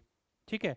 अगर आपको उनके इनके बारे में नहीं पता तो आधे से ज़्यादा जनता तो उसी में परेशान होती है कि यार ये हेनले लूप का काम क्या आ गया एकदम से ही। हमें पता है हेनले लूप के अंदर सेल कैसा, स्क्वैमस डिफ्यूजन ही होगा, खत्म। समझ में आया? तो ऐसे इस तरीके से इन चैप्टर्स को याद रखा जाता है। ऐसा नहीं है कि हम जहाँ पे मतलब पीसीटी डीसीटी पढ़ रहे हैं तो वहाँ पे पहले उसका सेल पढ़ें फिर उसके बाद में उसके फंक्शनिंग पे जाएं। नहीं, यहाँ पे आपको सिर्फ और सिर्फ एक्सक्रीशन का प्रोसेस कैसे हो रहा है वो सीखना है। वो उसकी जो हिस्टोलॉजी है वो हम सारी यहीं पे स्टडी कर लेते हैं। एनिमल टिश्यू इसी वजह से करवाया जाता है। और अभी आपने 11th के वो चैप्टर्स किए हुए हैं तो आपको समझ में आ रहा है। अगर कोई स्टूडेंट 11th में होता तो उसको इतना इलेबोरेट करके बताया जाता, पर हर एक चीज़ जो यहाँ पे मैं जैसे इलेबोरेट कर करके आपको बता रहा हूँ उतना ज़्यादा डिटेल लेकर के नहीं जाते हैं कभी 11th क्लास में अगर कोई स्टूडेंट होता है तो। क्यों? क्योंकि उसके बाद वाले ह्यूमन फिजियोलॉजी के चैप्टर हुए नहीं होते, तो वो थोड़ा सा ऐसा फील करता है कि मुझे तो ये चीज़ आती ही नहीं है। समझे आप?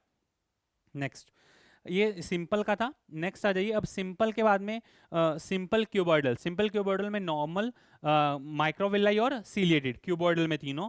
नॉर्मल के अंदर small duct of the small gland, छोटी छोटी जो ग्लैंड होंगी स्पेस ही नहीं होगा। सिक्रीशन कंसर्निंग वर्क है तो क्या लगाना पड़ेगा? Cuboidal. DCT distal convoluted tubule. Germinal epithelia ovary और टेस्टिस के अंदर स्पर्मेटोगोनिया और ऊगोनिया की जो फॉर्मेशन होती है कैसा होता है? Germinal cuboidal epithelia. इधर ब्रश बॉर्डर क्यूबॉइडल एपिथेलिया। एक बात बताना, ह्यूमन रिप्रोडक्शन ह्यूमन फिजियोलॉजी से बाहर है क्या चैप्टर? ध्यान रखना, एग्जांपल समझ में आ रहा होगा। Brush border cuboidal epithelia one and only PCT के अंदर, और सिलिएटेड कंडीशन टर्मिनल ब्रोंकियल और कलेक्टिंग डक्ट।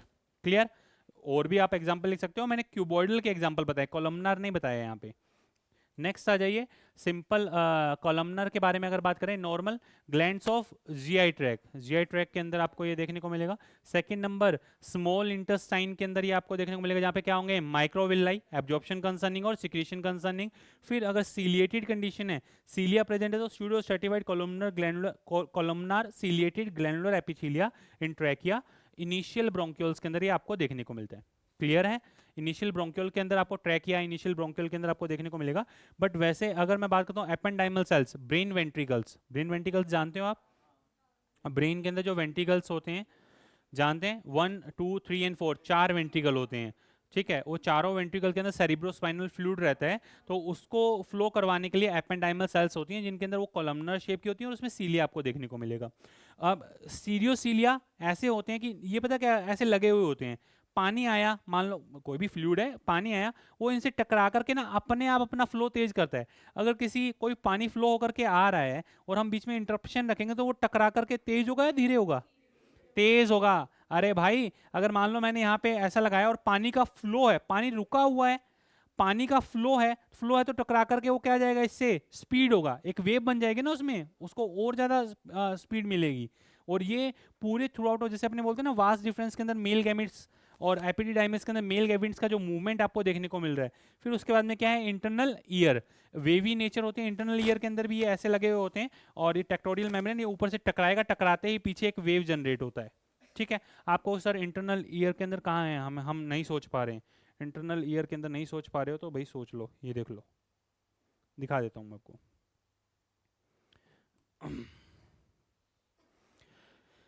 ये आपका external pinna, auditory meatus, middle ear, inner ear, ठीक है। इंटरनल मतलब इंटरनल ईयर के अंदर ये आपका बैसिलर मेम्ब्रेन है, बैसिलर मेम्ब्रेन पे ये आपको छोटी और बड़ी दोनों तरह की सेल देखने को मिल रही है। इनके ऊपर दिख रही है लाइनिंग, यहाँ सेल होती है और ये पिंक कलर से बनाया टेक्टोरियल मेम्ब्रेन होता है। समझ में आई बात? ये ऐसे टकराता है, टकराते ही पीछे एक एक्शन पोटेंशियल जनरेट होता है और इन्फॉर्मेशन ऑडिटरी नर्व के थ्रू आपके ब्रेन में जाती है। क्लियर है क्लास? ओके। फिर इसके बाद में नेक्स्ट अपने वापस उसी पॉइंट पे आ रहे हैं। इधर देखिए आप, यहाँ तक आपको बताया।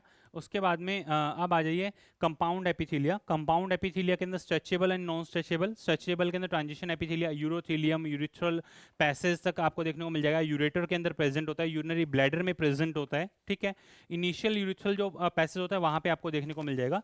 Stratified squamous, stratified cuboidal and stratified columnar. आपके सिलेबस में सुन लो, आपके सिलेबस में कहीं पर भी ये कैटेगराइजेशन नहीं दिया है, ठीक है।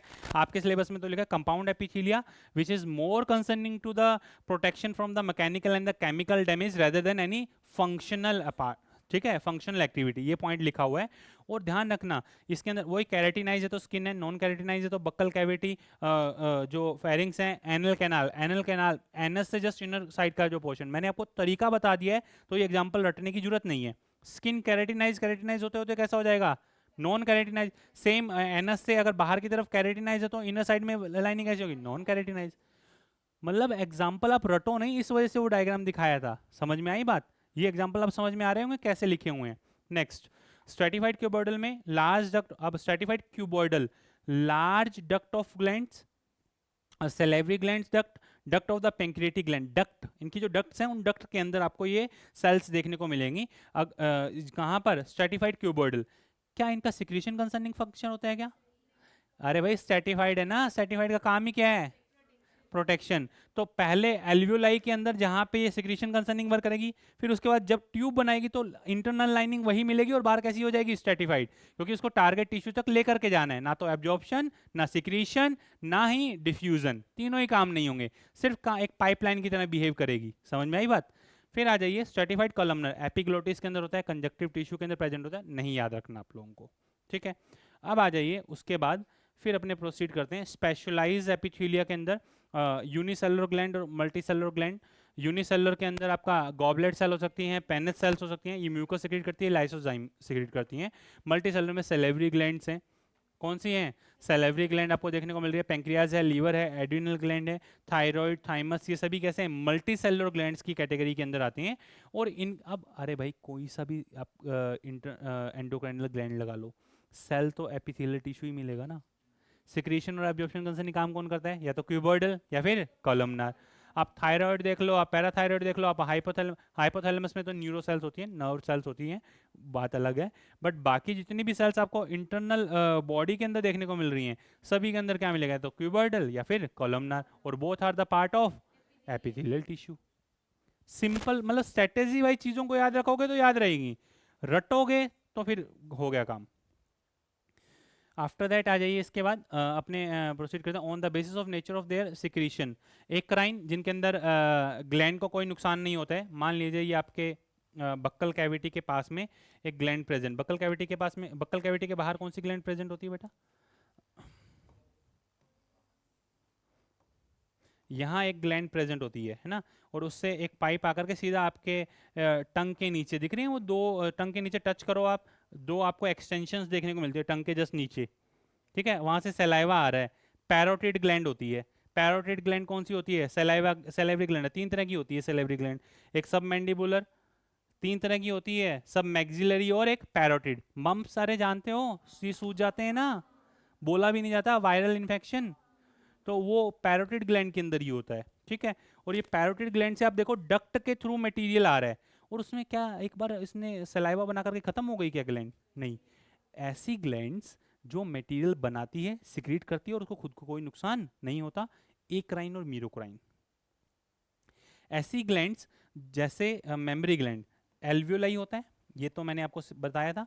इसके अंदर क्या होगा? क्यूबॉइडल सेल, इसके अंदर ऊपर एपोक्राइन नेचर होती है, तो इसमें मिल्क क्या रहता है? स्टोर। फिर कैसे आ जाएगा? इस कैविटी के अंदर आएगा। तो इस ग्लैंड को कोई नुकसान नहीं हुआ, इसकी कौन सी नेचर है? एपोक्राइन, ठीक। जो अपनी वैक्स वाली ग्लैंड्स हैं, सिबेशियस, जो अपने ऑयल को सिक्रीट कर रही हैं, वो सभी जो ग्लैंड्स होती हैं उनके अंदर पूरा का पूरा सेल क्या हो जाएगा? डेस्ट्रॉय। पूरा सेल डेस्ट्रॉय होकर के क्या करता है? वैक्सिंग के अंदर काम में आता है, एक तरीके से ऑयली लेयर बनाता है, प्रोटेक्टिव लेयर बनाता है। अब वो सर कहाँ दिया है? Excretory product and there elimination के अंदर एक्स्ट्रा एक्सक्रीटरी ऑर्गन्स, ठीक है। एक्स्ट्रा एक्सक्रीटरी ऑर्गन्स जो है वहां पे आपको second last page, excretory product and there elimination, chapter number 16 new NCERT, chapter number 19 old NCERT, second last page, जहां पे हीमोडायलिसिस आपको दिया, उससे जस्ट ऊपर जो पैराग्राफ लिखा हुआ है, नीचे से चौथी पांचवी लाइन ही देख लो आप, second last page, second last page, वहां पे आपको लिखा हुआ मिल जाएगा सीबम और सीबेशियस वाला पॉइंट है ना, लिखा हुआ मिल रहा है, तो वो ध्यान रखना। और वो क्या कर रही है? एक ऑयली कवरिंग बना रही है। क्या लिख करके दिया आपको? एक ऑयली कवरिंग का लिख करके दिया है ना बेटा? ठीक है, समझ में आया होगा। अब मैं आपको सर हमें ये क्यों बताया गया है, ये पॉइंट्स क्यों बताए गए हैं? क्योंकि हम जब हम पढ़ने बैठते हैं ना, तो कई बार लिखा हुआ आ जाता है कि एक्राइन नेचर या मीरोक्राइन नेचर, ऐसा कुछ लिखा हुआ आ गया, तो फिर हम गड़बड़ नहीं करें उन चीज़ों के अंदर। On the basis of nature of secretion बता दिया आपको। फिर आ जाइए on the basis of presence and absence of duct, अगर डक्ट प्रेजेंट होगी तो एक्सोक्राइन, डक्ट एब्सेंट है तो एंडोक्राइन, और मिक्स जिनके अंदर दोनों तरह की नेचर आपको देखने को मिलती है, जिसमें आता है पैंक्रियास, टेस्टिस एंड ओवरी। एक बात ध्यान रखना, एक बात ध्यान रखना, इंपॉर्टेंट पॉइंट बता रहा हूँ, दोबारा से रिपीट कर रहा हूँ, दोबारा से रिपीट कर रहा हूँ। क्या मैं बोल रहा हूँ कि कोई ग्लैंड एक्सोक्राइन है या एंडोक्राइन है, तो आपके दिमाग में ना, मैं ना भी बोलूँगा ना कि मत सोचो, फिर भी आप पता क्या सोचोगे? कि हार्मोन सिक्रीशन।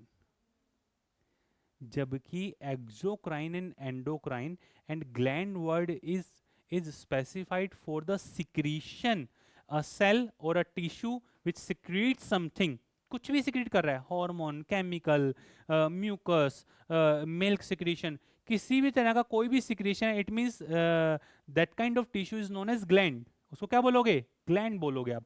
अब आप यहाँ पे आके फंस जाते हैं, फिर टेस्टिस और ओवरी जो होते हैं, इनका एंडोक्राइन तो समझ में आता है, हॉर्मोन्स बनाते हैं ये, एक्सोक्राइन समझ में नहीं आता।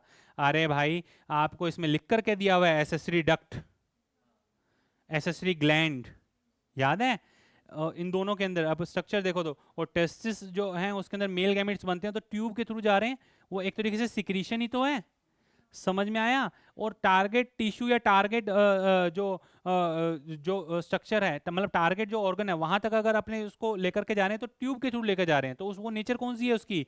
एक्सोक्राइनल। समझ में आया? तो एक्सो और एंडो के अंदर कभी फंसना मत। Exo and endo is specific for all things, मतलब not a specific only for hormones, it is a generalize word, exocrine and endocrine. कोई भी टिश्यू, ग्लैंड, ऑर्गन डायरेक्टली अगर बाहर फ्लूइड के अंदर कुछ छोड़ रहा है, एंडोक्राइन, और अगर किसी डक्ट के थ्रू कुछ लेकर के जा रहा है, एक्सोक्राइन। अब पैंक्रियाज है, पैंक्रियाज से तो पैंक्रियाटिक एंजाइम आते हैं आपके इंटेस्टाइन में, तो अब वो तो एंजाइम हो गए, बोल दो उसको, नहीं भाई ये तो एंजाइम है, मैं तो इसको एंडोक्राइन में रखूंगा, मतलब एक्सोक्राइन में रखूंगा या एंडोक्राइन में, ऐसे बोल सकते हो। ऐसा होता नहीं है। पर आप देखो chapter number 22 equal to endocrinal, endocrine, chapter number 22 equal to endocrine. Chapter number 22 में जो भी पार्ट बताया हुआ है वो कौन सा है? एंडोक्राइन वाला। और चैप्टर नंबर 22 के बाहर जो भी है वो कैसा है? एक्सोक्राइन। डाइजेशन एब्जॉर्प्शन चैप्टर हट गया, उसमें तीन होते, सेलेवरी, लीवर और पेंक्रियाज, जिसका एक्सोक्राइनल पार्ट डिफाइन किया हुआ था। क्लियर है ये पॉइंट? आफ्टर दैट अब आ जाइए जंक्शन। जंक्शन आपके नेक्स्ट जो दिए हुए हैं, तीन तरह के जंक्शन आपको दिए हुए हैं, एक होता है टाइट जंक्शन, एक होता है एडहरिंग जंक्शन और एक होता है गैप जंक्शन। आपको सर ये क्या है, रामायण में समझ में नहीं आई। इधर देख लो, एक सेल ये उधर देख रहा है बेचारा, ये दूसरा सेल इधर देख रहा है, दिख रहा है आपको? कुछ दिखा? ठीक है, इसके बीच में वो दो दिख रहा है आपको, एक स्क्वायर मैंने यहाँ पे ऐसा बनाया, एक यहाँ पे बनाया हुआ है, दिख रहा है? ये दोनों को ना मैंने, ये पास पास में बैठे थे, मैंने इनको ऐसे खींच लिया, चीज दिख रही है वो? ये वही है कि ये दोनों जो ऊपर से यहाँ से जिस साइड से अटैच थे, एक तरीके से टाइट जंक्शन सॉरी, बाकी को भूल जाओ, एक तरीके से टाइट जंक्शन के बीच में बना हुआ था, किसी भी तरीके से कोई लीकेज आपको देखने को नहीं मिलेगा। This kind of junction which is present in between the epithelial cells and prevents leakage of any type of substance is known as tight junction. ठीक है, इनको टाइट जंक्शन बोलते हैं। No any kind of the exchange and the leakage takes place in between the adjacent cell.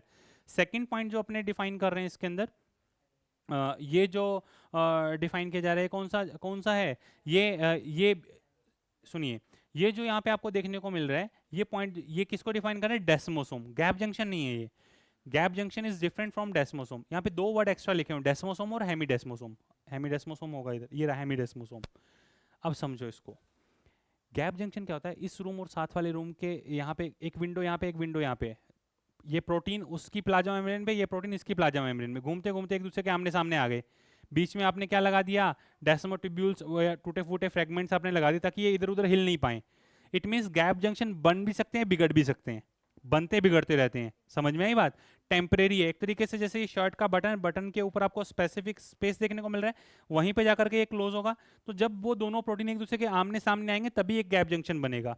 And डेस्मोसोम is, ये बोल सकते हो कि हमेशा, मतलब किसी भी कंडीशन में आप देखोगे डेस्मोसोम तो आपको मिलेगा, जब दो सेल के बीच में हमेशा एक्सचेंज हो, एक पर्टिकुलर परमानेंट पोर बना हुआ हो, उसको बोलते हैं डेस्मोसोम। और कभी कभार कंडीशनल बने, उसको बोलते हैं गैप जंक्शन।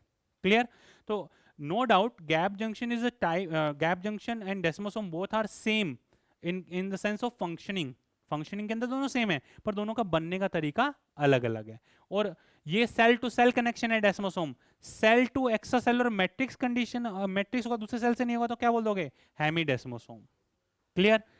और लास्ट एंड फाइनल, एक आपके पास में है टाइट जंक्शन, एक आया आपके पास में गैप जंक्शन, और दूसरा अगर आप देखें जो एडहेरिंग जंक्शन है, desmosome and hemidesmosome both are the part of adhering junction.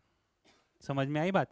आप ये देखें, मैंने यहाँ पे दिखा क्या, adhering junction provides cementing to the neighbouring cell material in between to keep them together to in the close proximity. अगर ये पास पास में रहेंगे तो ही डेस्मोसोम बन पाएगा।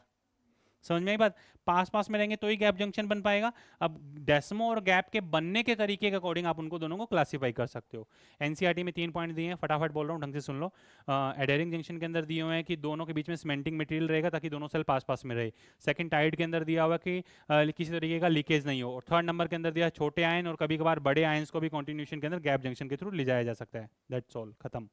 ठीक है, this is your epithelial tissue. कुछ समझ में आया? बहुत तरीके से रिवाइज करवाया बेटा, कुछ भी ऐसा नहीं है जो चीज़ें हम स्किप कर रहे हैं।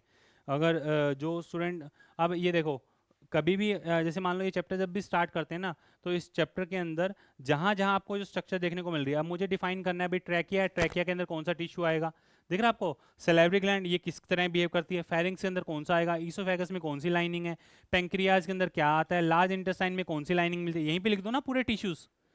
एक डाइजेस्टिव सिस्टम बनाया, ऐसा ही आप सेम, ऐसा ही आप सेम इधर देखना, ये एग्जैक्ट अगर मैं सेम ऐसा बना दूं, ये देखो सिलेबस में है ब्रीदिंग वाला, है कि नहीं है?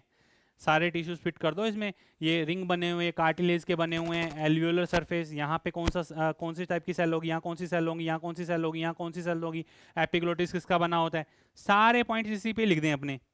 कौन से वाले? टिश्यू वाले। रिवाइज करोगे आसानी होगी नहीं होगी? कुछ समझ में आ रहा है जो मैं बता रहा हूँ? ये टूल्स जो आपको बताए जा रहे हैं लास्ट टाइम आपके बहुत काम आएंगे, और जो आपके ग्रुप के अंदर भेजा जा रहा है उसको इग्नोर मत करना, इग्नोर करोगे तो मरोगे भाई, भयंकर वाले। कुछ समझ में आया? हाँ या ना? ठीक है, फिर अपने स्टार्ट करते हैं अब कनेक्टिव टिश्यू को। अब ढंग से सुने और जो मैं बोल रहा हूँ उसको सुनते रहें बस, बहुत हो गया।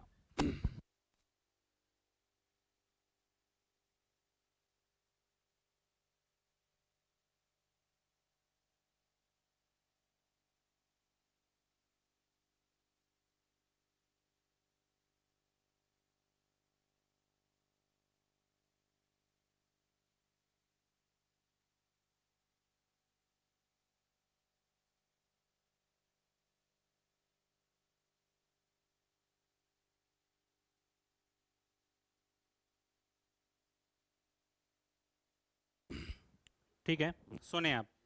Next point and important point समझिए। कनेक्टिव टिश्यू के अंदर आधे से ज़्यादा जनता तो परेशान रहती है कि कनेक्टिव टिश्यू होता क्या है। मतलब समझ ही नहीं आता कि इसके अंदर सोचें कैसे। सोचने का सबसे बेस्ट तरीका, कनेक्टिव वहाँ पे तो क्या था, हमेशा हर एक सेल से ना ग्रुप के अंदर लेयरिंग की फॉर्म में मिल रही थी। कनेक्टिव टिश्यू में कभी भी सेल आपको लेयरिंग की फॉर्म में नहीं मिलेगी, पहली बात। कभी भी आपको लेयरिंग की फॉर्म में, भाई मैं वो सोचूं कि सारी सेल्स एक तरह की सेल मिलकर एक लेयर बना दे और आपको कनेक्टिव टिश्यू आप इसको बोल दो, ऐसा नहीं होता। Connective tissue is all about cell and the extracellular matrix of the cell। एक सेल और उसका extracellular matrix of the cell है, और वो अगर नंबर ऑफ सेल्स प्रेजेंट है कहीं एक साइड के अंदर तो एक टिश्यू की फॉर्मेशन कर देता है। जैसे मैं बोल रहा हूँ, एक सेल मान लो ओस्टियोसाइट है, उसके बाहर की मैट्रिक्स के अंदर ओसिन प्रोटीन, कोलेजन फाइबर है, कैल्शियम सॉल्ट्स हैं, तो उसने एक ओस्टियोसाइट बना लिया। ठीक है, मतलब टर्मिनली डिफरेंशिएटेड ओस्टियोसाइट बना लिया। अब उस ओस्टियोसाइट के काफ़ी सारी ओस्टियोसाइट एक साथ प्रेजेंट है तो वो बोन बना देंगी। समझे आप? तो ऐसा है कि यहाँ पे आपको जो सेल्स देखने को मिलती है, what is connective tissue? Connective tissue is a cell and extracellular matrix. Extracellular matrix में दो दो होते हैं, एक होते हैं फाइबर और दूसरा क्या होता है? दूसरा क्या होता दूसरा आपको ग्राउंड सब्सटेंस देखने को मिलेगा। ठीक है, अब समझिए। पुष्कर गए हो अभी मेले में? हाँ, ठीक है। पुष्कर मेले में तो ऐसे मतलब खूब सारे मतलब रास्ते में जंगल आता है ना, ये जंगल ही है। और उस जंगल में क्या थे? मंकी। मंकी के अलावा ट्री भी तो देखे होंगे ना, ऐसे ट्री जो अनब्रांच्ड है, ऐसे ट्री जिनके अंदर फाइन ब्रांचिंग आपको देखने को नहीं मिल रही है ज़्यादा, और ऐसे ट्री जिनके अंदर बिल्कुल फाइन ब्रांचिंग आपको देखने को मिल रही है। ठीक है, और ये ट्री क्या हवा में झूल रहे हैं क्या? और वो ग्राउंड सब्सटेंस, और ये क्या है? एक सेल। सेल सेल की एक्स्ट्रासेलुलर मैट्रिक्स में ग्राउंड सब्सटेंस, एंड इस ग्राउंड सब्सटेंस के अंदर लगे हुए फाइबर्स। हर एक के अंदर यही चीज़ आपको देखने को मिलेगी। ठीक, अब आ जाइए। सेल मान लीजिए कोई भी सेल हो सकता है, फाइब्रोब्लास्ट सेल्स है, फाइब्रोब्लास्ट सेल्स फाइबर को रिलीज करता है depending on the type of fibre जो रिलीज कर रहा है, और एक्स्ट्रासेलुलर मैट्रिक्स में कौन सा मटेरियल है उसके बिहाफ पे आप सेल्स को स्पेसिफाई करते हो। भाई cell specify, cell specified fibre और स्पेसिफाइड एक्स्ट्रासेलुलर मैट्रिक्स को रिलीज करेगा, खत्म। तो ये क्या है? कोलेजन फाइबर, जिनके थिक और अनब्रांच वाइट ब्राइट आपको फाइबर देखने को मिलते हैं। इलास्टिक फाइबर जो होते हैं येलो होते हैं, थिन होते हैं, और कैसे होते हैं? इलास्टिक होते हैं। और रेटिकुलर फाइबर जो होते हैं वो काफ़ी सारी ब्रांचिंग आपको देखने को मिलती है। Reticular fibre, reticular cells phagocytic action जो शो करती हैं उनमें प्रेजेंट होते हैं। हाईली ब्रांच और लिम्फ नोड्स के अंदर ये आपको सेल्स देखने को मिलेंगी। अब सुनिए एक इंपॉर्टेंट पॉइंट, बीच बीच में मंकी दिख रहा है, ये मंकी। मंकी एक्चुअली मैंने ये जो मंकी बनाया है रफली बनाया है। मान लीजिए ये ओस्टियोसाइट सेल होती, क्या होती? ओस्टियोसाइट होती। सेल ओस्टियोसाइट, उसकी एक्स्ट्रासेलुलर मैट्रिक्स में ओसिन प्रोटीन, कैल्शियम सॉल्ट होते हैं, और फाइबर कैसे होते हैं? कोलेजन फाइबर होते हैं। दूसरे वाले फाइबर कैसे होते हैं? कम। आप बोलते हो ना dense white fibrous connective tissue, white fibrous जब आपने बोला तो वाइट वाला 80-90% और बाकी बचे हुए कैसे हैं? 10-20%। समझ में आया? जब मैं बोल रहा हूँ येलो फाइब्रस कनेक्टिव टिश्यू, जब मैं येलो फाइब्रस बोल रहा हूँ तो बाकी येलो वाला कैसा है? ज्यादा, और बाकी से कैसे हो जाएंगे? कम। अब येलो बोला तो कैसे हैं? इलास्टिक, तो सेल कैसा हो गया? इलास्टिक नेचर का। ट्यूनिका मीडिया कैसी होती है? इलास्टिक नेचर की, उसमें इलास्टिक फाइबर लिखा हुआ है। ट्यूनिका एक्सटर्ना कोलेजन फाइबर लिखा हुआ, वहां पे जाके देखो। जो अभी मैंने दिखाया ना ट्यूनिका मीडिया, ट्यूनिका एक्सटर्ना, जाकर के देखो आप। वही चैप्टर नंबर आपका बॉडी फ्लूइड एंड सर्कुलेशन 15। निहाल हम देख लेंगे बुक के अंदर तो कोई फर्क नहीं पड़ जाएगा, दिमाग के अंदर कुछ जाएगा ही। भैंसे की तरह पसर के बैठे हो।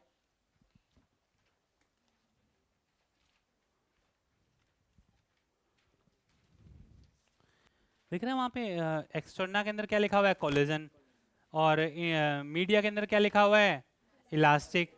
अब आपको समझ में आ रहा होगा कोलेजन मतलब कैसे हैं, थोड़े से हार्डनेस प्रोवाइड करेंगे, इलास्टिक का मतलब थोड़ी सी फ्लेक्सिबिलिटी प्रोवाइड करेंगे। कुछ समझ में आ रहा है इंपॉर्टेंट पॉइंट जो मैं आपको बताना चाह रहा हूँ। अब स्टूडेंट पता है परेशान कहाँ होता है यहाँ पे, इलास्टिक, इसको पता ही नहीं है कि इलास्टिक फाइबर कहाँ से उठाया है ये वर्ड। जो सेल आपको मीडिया में मिलेंगे उन सेल्स के अंदर कैसे होंगे, और सबसे इनर साइड के अंदर ट्यूनिका इंटीमा में सिंगल लेयर क्या बना दिया उसने, स्क्वेमस, ताकि हम क्या करवा पाए, डिफ्यूजन करवा पाए। तो बहुत ढंग से सोच समझ करके उसने सेलुलर टेक्सचर रखा है इसका यहाँ का। और नीट एग्जाम में, नीट हिस्ट्री में पिछले 15 सालों में इसका मैच द कॉलम नहीं आया है, ध्यान रख लेना, स्टार मार्क कर लो इसको, ट्यूनिका इंटीमा, ट्यूनिका मीडिया और ट्यूनिका एक्सटर्ना। आज बोल रहा हूँ, मिलेंगे मई के अंदर पेपर के बाद। अब ये ध्यान रख लेना, आपकी तैयारी जो स्टार्ट हो चुकी है असली वाली, समझ जो बोल रहा हूँ एक एक वर्ड, क्योंकि मैं यहाँ पे जो भी चीज़ अब आपको रिवीजन में करवाई जाएगी ना वो सब कुछ एनालिसिस कर कर करवाई जाएगी। तो जो बोला जा रहा है उसको लिखते रहो, जो आपके ग्रुप के अंदर आ रहा है बेनिफिशियल है या नहीं है। अगर आप ढंग से लिखोगे ना वो सॉर्टेड कर करके आपके पास में ऑलरेडी होना चाहिए अभी तक। पर मुझे पता है महारथी हैं आपकी क्लास में आप सभी, ठीक है। नेक्स्ट आ जाइए। अब भाई मैंने कनेक्टिव टिश्यू और सेल बोला, तो एक सेल ना, ये देखना, दिख रहा है सेल, अरे भाई सेल दिख रहा है, ठीक है। सेल के बाहर फाइबर और सेल के एक्स्ट्रासेलुलर मैट्रिक्स, फाइबर में कोलेजन, इलास्टिन एंड रेटिकुलिन, इधर ग्राउंड सब्सटेंस में ग्लूकोज, अमीनोग्लूकेंस, ग्लाइकोप्रोटीन्स हो सकते हैं, पेप्टिडोग्लाइकेन हो सकते हैं, मॉडिफाइड पॉलीसैकेराइड हो सकते हैं, म्यूकोपॉलीसैकेराइड, किसी भी तरह का ग्राउंड सब्सटेंस हो सकता है डिपेंडिंग ऑन सेल। समझ में आता है। इधर आ जाइए। अब सेल जो है, सेल इधर देखो, इधर देखो, कनेक्टिव टिश्यू की सेल, फाइब्रोब्लास्ट सेल है तो एक्स्ट्रासेलुलर मैट्रिक्स में फाइबर होंगे और डिपोजिशन, फाइब्रोब्लास्ट सेल कैसा, ओस्टियोसाइट वाला, कॉन्ड्रियोसाइट वाला, कौन सा, मास्ट सेल है तो उसी के according fibre and ground substance, macrophage है तो फाइबर होंगे ही नहीं क्योंकि शेप चेंज करनी होगी ना उसको, और एडिपोज सेल हैं तो इनके अंदर डिपोजिशन होगा तो उसी के अकॉर्डिंग आपको देखने को मिलेगा। प्लाज्मा सेल है, एंटीबॉडी बनाने वाला होगा। लिम्फोसाइट है, फैगोसिटिक एक्शन शो कर सकता है depending on B lymphocyte, T lymphocyte. Reticular cell है, फैगोसिटिक एक्शन शो करेगा। तो इन सभी सेल्स का थोड़ा थोड़ा डिस्क्रिप्शन मैं आपको बता रहा हूँ, जो आपका डिस्क्रिप्शन ये रहा, इधर देखो। वैसे तो ये दिख रहा है आपको सेल, ये बेचारा बहुत खुश है, क्यों, क्योंकि सॉल्ट डिपोजिशन नहीं हुआ। मंकी के फाइबर, सेल, सेल के एक्स्ट्रासेलुलर मैट्रिक्स के फाइबर और डिपोजिशन। कॉन्ड्रियोसाइट थोड़ा प्लाइबल रहता है, ओस्टियोसाइट के अंदर डिपोजिशन हो जाता है, ओस्टियोब्लास्ट फर्दर क्या बनाएगा, ओस्टियोसाइट, और वो दिख रहा है मोटू, फैट डिपोजिट हो रहा है उसके अंदर, मंकी के अंदर। और ये तीन जो लाइन बनाई है, ट्राइग्लिसराइड, ग्लिसरॉल, एरो, ध्यान है, 3 एरो, फैटी एसिड 3, वो इसी वजह से बनाए हैं। चलो यहां से आपके सारे पॉइंट्स क्लियर होंगे। इधर स्किन, स्किन कैसा होता है, multi layered epidermis, skin epidermis, dermis, बीच में एक लेयर बेसल, बेसल लैमिला या फिर बेसमेंट मेम्ब्रेन। बेसमेंट मेम्ब्रेन का कुछ पार्ट ये बनाता है, कुछ पार्ट ये बनाता है। इसके पास तो है ही फाइबर, ये तो फाइबर बनाएगा और ये ग्राउंड सब्सटेंस बनाएगा, दोनों मिलकर के क्या बना लेंगे, बेसल लैमिना। इसके अंदर कोई ब्लड सप्लाई नहीं होती, तभी तो वो जादू दिखाते हो ओल पिन वाला। समझ में आई बात, थोड़ा सा डीप लग जाए तो फिर जादू करते हो ना। आपको किसी बड़े ने दिखाया होगा, आप अब से छोटे वाले को देखो, होता है ना ऐसा, वही वो तब होता है जब हम ये यहाँ तक आप पिन लेकर के आ रहे हो, सिर्फ और सिर्फ पिन कहाँ तक है, उठाया है इस पिन को और वो सिर्फ यहाँ तक है, और जब पिन यहाँ तक पहुँच जाता है ना तो फिर अब आप समझ लो, फिर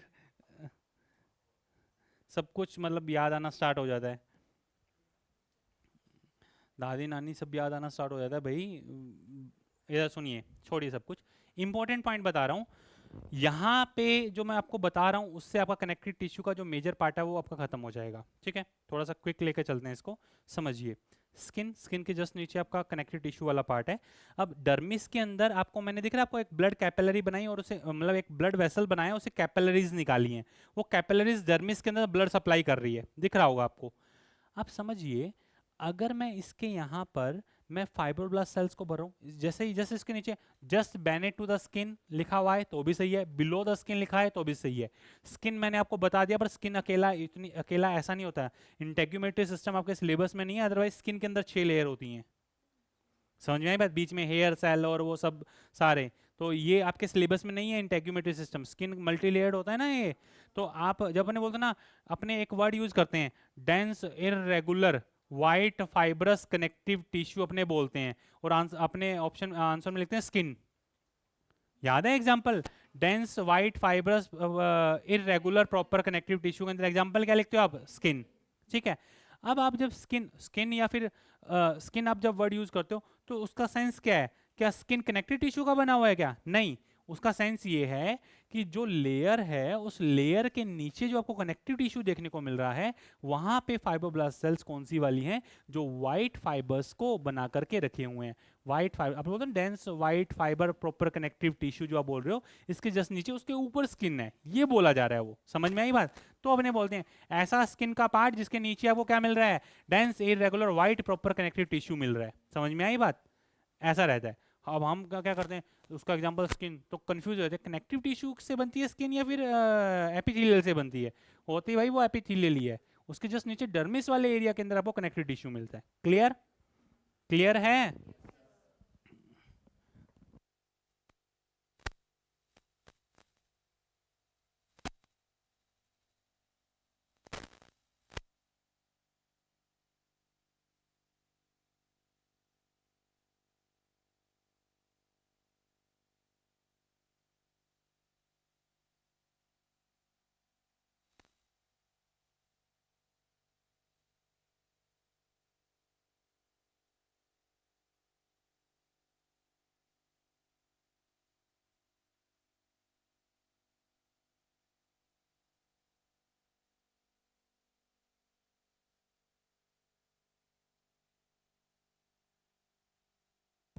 ठीक है।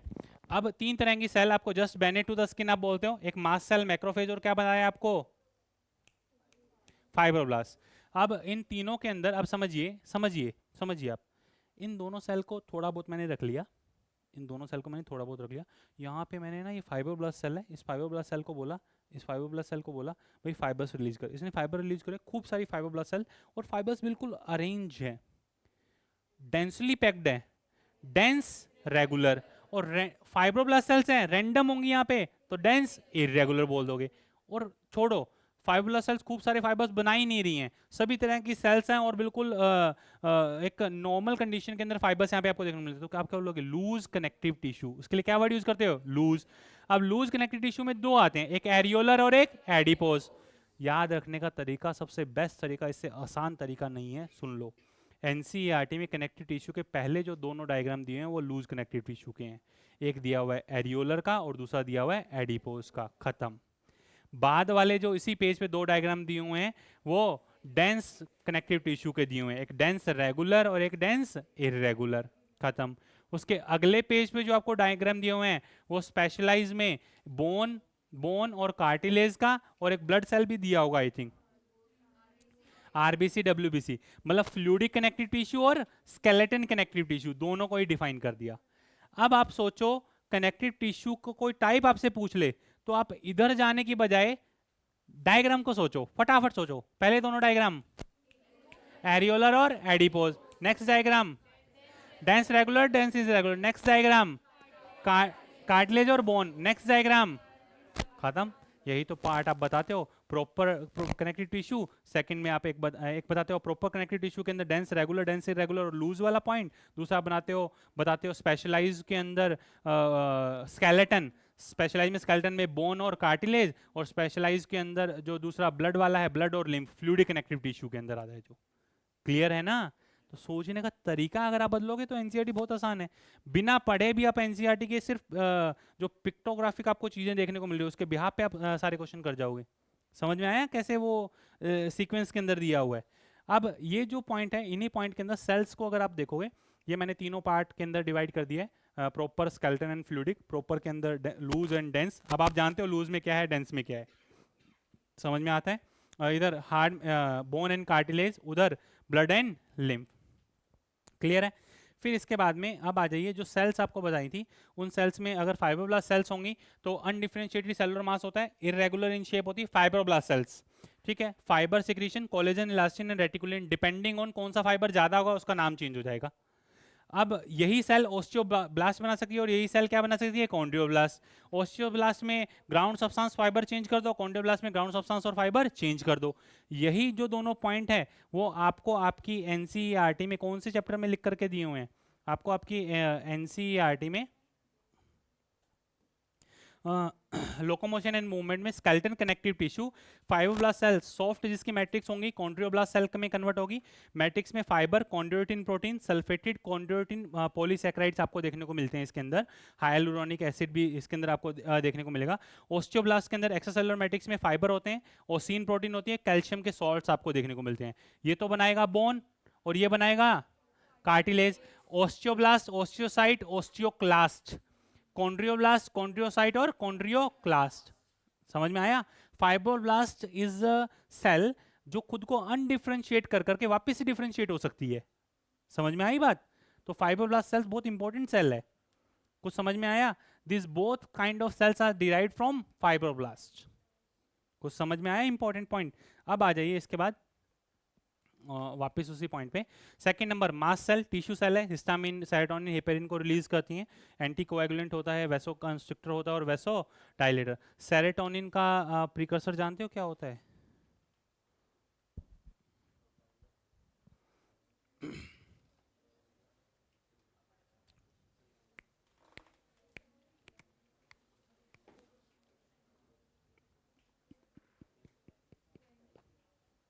ठीक है, सुनिए एक इंपॉर्टेंट पॉइंट बताता हूँ आपको। कोई ना, एक होता है टायरोसिन, एक होता है ट्रिप्टोफैन। समझ में आई बात?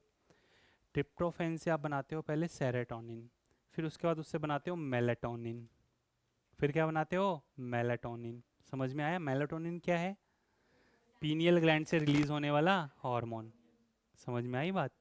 तो ध्यान रखना, ट्रिप्टोफैन, ट्रिप्टोफैन, सेरोटोनिन और मेलाटोनिन। वहीं वहीं second number, second important point बता रहा हूँ, second important point, thyroxine. Thyroxine को बनाते हो टायरोसिन से। किससे बनाते हो? टायरोसिन से क्या बनता है? थायरोक्सिन। थायरोनिन बनता है, थायरोक्सिन आप उससे बनाते हो हार्मोन T4। आयोडीन ऐड कर दोगे तो T4 आपको देखने को मिलेगा। कहने का सेंस ये है कि अमीनो एसिड की जो टेबल मैंने आप लोग मतलब टेबल जो बनाई थी उसके अंदर आप टायरोसिन और इनसे बनने वाले जो हार्मोन्स हैं उनको भी आप लिख सकते हो ढंग से, ताकि आपको चीज़ें और थोड़ी ईजी हो जाएं। कुछ समझ में आया? इधर आ जाइए। मैक्रोफेज अमीबोडल सेल है, फैगोसिटिक एक्शन है। एडिपो सेल में फैट स्टोरेज वाली, एक जिसके अंदर बहुत बड़ा फैट ग्लोबुलर बीच में होगा, एक जिसमें छोटे छोटे जो है पार्ट की फॉर्म में अगर आपको मल्टीलोक्युलर जो है आपको डिपोजिशन फैट का देखने को मिले। दो तरह की होती है, एक यूनिलोक्युलर और एक मल्टी। मल्टी वाले के अंदर छोटे छोटे फैट ड्रॉपलेट्स होते हैं। इन दोनों के अंदर जो यूनिलोक्युलर वाली होती है ना उसमें न्यूक्लियस साइड में चला जाता है, जो एनसीईआरटी में दिया हुआ आपको दिख रहा है आपको, जिसमें न्यूक्लियस साइड में चला जाता है। एनसीईआरटी में डायग्राम दिया हुआ है ना, और जो ये वाला ये एनसीईआरटी में नहीं दिया है। इधर आ जाइए। इनमें माइटोकॉन्ड्रिया का नंबर कम हो जाएगा, उनमें माइटोकॉन्ड्रिया का नंबर ज़्यादा होगा, क्योंकि अभी फैट डिपोजिशन ज़्यादा करना होता है। अगर यही सारी सेल इधर इधर इधर यही सारी सेल स्किन के नीचे डर्मिस वाले एरिया में भर जाए तो टिश्यू कौन सा हो जाएगा? Adipose tissue. लूज हो जाए एरियोलर, डेंस हो जाए तो डेंस रेगुलर और डेंस इरेगुलर। यही तो कहानी है। इधर लिम्फोसाइट अमीबोडल सेल है, टी लिम्फोसाइट सेल मीडिएटेड और बी लिम्फोसाइट एंटीबॉडी बनाएगा, ह्यूमोरल मीडिएटेड है। प्लाज्मा सेल एंटीबॉडी बनाता है और reticular cell phagocytic action show करता है। तो ये जनरल प्रॉपर कनेक्टिव टिश्यू के सेल्स के बारे में बताया, कनेक्टिव टिश्यू और कनेक्टिव टिश्यू के सेल। अब आ जाइए प्रॉपर कनेक्टिव टिश्यू को आगे क्लासीफाई किया गया लूज में। लूज के अंदर दो आते हैं, एक आपका लूज कनेक्टिव टिश्यू के अंदर आता है एरियोलर और दूसरा आपका क्या आता है एडिपोज। एरियोलर में just beneath to the skin, fibroblast, mast cell and macrophages randomly आपको देखने को मिलेंगी, लूज होगा। और mucosal lymphoid proper connective tissue MALT, याद है उसके रेटिकुलर टिश्यू होता है उसके नीचे, फैगोसिटिक एक्शन शो करने होते हैं उसको। जहाँ जहाँ माल टिश्यू होता है ना, म्यूकोसल एसोसिएटेड, जहाँ पे म्यूकस, उसके जस्ट नीचे जो टिश्यू मिलेगा उसमें आपको रेटिकुलर सेल्स मिलेगी, ताकि कोई पैथोजन आ भी जाए तो उसको फैगोसिटिक एक्शन शो कर सकें हम। एडिपोज में वाइट फैट और ब्राउन फैट के भी यहाँ पे वाइट वाले में मोनोलोकुलर जो डिपोजिशन वाले होते हैं, और ब्राउन फैट वाला मल्टीलोकुलर होता है। छोटे छोटे ड्रॉपलेट्स होंगे, माइटोकॉन्ड्रिया ज़्यादा होंगे तो कंजम्पशन इजीली करवा सकते हो, तो एनर्जी ज़्यादा बनती है ब्राउन फैट वालों में। न्यू बॉर्न बेबी के अंदर ब्राउन फैट ज़्यादा होती है। काफ़ी सारी फिशेस हैं उनमें ज़्यादा मिलेंगी, काफ़ी सारी मतलब वेल वगैरह हैं उनके अंदर, क्योंकि उनकी स्किन के नीचे ब्लबर बोलते हैं जो उनको थर्मोजेनिक इफेक्ट बना करके। आपको पता है मैमल्स क्या होते हैं, बॉडी टेम्परेचर मेंटेन रखते हैं, फिशेस जो होती हैं अपना बॉडी टेम्परेचर मेंटेन नहीं रखती। तो अब जो वेल है, ब्लू वेल है या फिर डॉल्फिन वगैरह हैं, इनको तो अपना टेम्परेचर मेंटेन रखना है। तो अब पानी के अंदर जब ये हैं तो टेम्परेचर मेंटेन रखने के लिए इनको कुछ ना कुछ तो थर्मोजेनिक इफेक्ट रखना पड़ेगा ना, कुछ ना कुछ तो फिशेस से डिफरेंट करना पड़ेगा। तो इनकी स्किन के नीचे ब्लबर होती है, उस ब्लबर में क्या मिलता है आपको, ब्राउन फैट देखने को मिलता है। क्लियर है? जनरल पॉइंट बता, कुछ ज़्यादा डिटेल नहीं बता रहा हूँ मैं, डिटेल तो था है, मतलब कितना भी आपके नीट कंसर्निंग एग्जाम आप इजीली इससे क्लियर कर लोगे। आ जाओ अब। प्रॉपर कनेक्टिव टिश्यू में लूज वाला हुआ डेंस, डेंस के दो पार्ट, व्हाइट और येलो। येलो में येलो फाइबर्स मतलब आएंगे तो इलास्टिन वाले, इलास्टिन में रेगुलर है या फिर इरेगुलर है। इलास्टिन में अगर इरेगुलर हो तो wall of the blood vessels, lymph vessel, जिसमें अभी इलास्टिक फाइबर बता के आया था, अभी अपनों ने देखे टुनिका मीडिया। इधर येलो फाइबर्स डेंस रेगुलर अगर हो जाए तो रेगुलर का एग्जांपल क्या है, लिगामेंट, एनसीईआरटी के इसी चैप्टर में दिया है, वो उस चैप्टर में दिया है, ये नहीं लिखा इस चैप्टर में, अगर आपको पता हो तो ये नहीं दिया है पार्ट, इस चैप्टर में नहीं दिया है, वहां दिया है, पढ़ना है, कुछ भी एक्स्ट्रा नहीं है। इधर वाइट फाइब्रस कोलेजन वाले के अंदर एक डेंस रेगुलर और डेंस इरेगुलर। रेगुलर में तो क्या आ जाएंगे, टेंडन, यहीं दिया इसी चैप्टर में। और जो इरेगुलर के अंदर पूरी कंप्लीट ह्यूमन फिजियोलॉजी। इरेगुलर के अंदर एक तो आप बताते हो स्किन, इरेगुलर में ग्लीसन्स कैप्सूल, लीवर के ऊपर की कवरिंग, इंटरनल विसल ऑर्गन की जो कवरिंग होती है वहां पे आपको मीजोथेलियल एपिथेलियल टिश्यू मिलेगा, उस एपिथेलियल टिश्यू के नीचे जो लेयर मिलेगी कनेक्टिव टिश्यू की, ग्लीसन्स कैप्सूल। किडनी के ऊपर तो क्या मिलेगा, कवरिंग एपिथेलियल वाला, उसके नीचे जो लेयर मिलेगी रीनल कैप्सूल, लिखा है एनसीईआरटी में excretory product and there elimination के सेकंड पेज पे रीनल कैप्सूल मेंशन किया हुआ है। एपिमाइशियम, फैसिया, एनपीप याद है, एनपीप कुछ बताया था आपकी क्लास को, बताया था, अरे भाई एनपीप, E N P,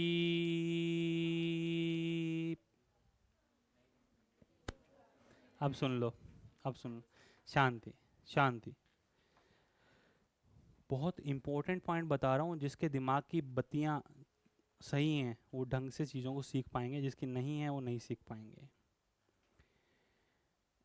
एंडोमाइशियम covering of muscle fibre, endoneurium covering of the neural fibre, nerve fibre. Perimysium, perineurium, perimysium covering of muscle bundle, perineurium covering of nerve bundle. Epimysium covering of muscle bundles, collagenous connective tissue, NCERT, locomotion movement, page number 3, second paragraph, नीचे से तीसरी line, locomotion and movement, third page, second paragraph, नीचे से second line third line के अंदर layer collagenous connective tissue layer लिखा हुआ है। फैसिया वाला जो पॉइंट लिखा हुआ है वो फैसिया वाला पॉइंट क्या है, एपिमाइशियम, क्या है, एपी, सबसे ऊपर एपिमाइशियम, उससे अंदर जो होगा वो कैसा होगा, पेरी, उससे कम वाला फाइबर पे जो होगा उसको क्या बोलोगे, एंडोमाइशियम।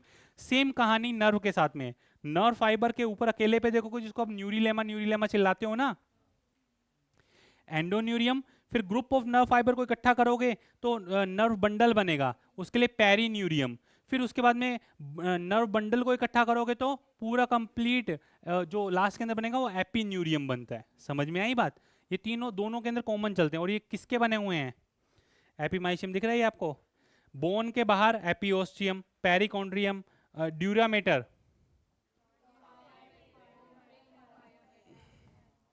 एपिकॉन्ड्रियम कार्टिलेज पे, और कॉर्निया ऑफ आई, ये जनरल एग्जांपल्स बताए हैं इरेगुलर। पूरी एनसीईआरटी में जगह जगह दिए हुए हैं, इस चैप्टर के अंदर नहीं दिए हुए, पढ़ने सब हैं। और जहाँ स्टूडेंट फंसता है रेगुलर वालों में, जो दोनों एग्जाम्पल यहाँ दिए हैं, एक दिया हुआ वाइट फाइबर का, एक दिया हुआ है येलो फाइबर का, एक दिया हुआ वाइट फाइबर का, एक दिया हुआ है येलो फाइबर का, किसका दिया हुआ है,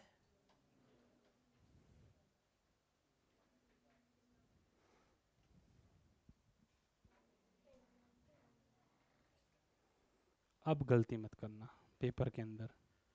वाइट फाइबर वाले में रेगुलर में क्या एग्जांपल आएगा, और येलो वाले में क्या आएगा।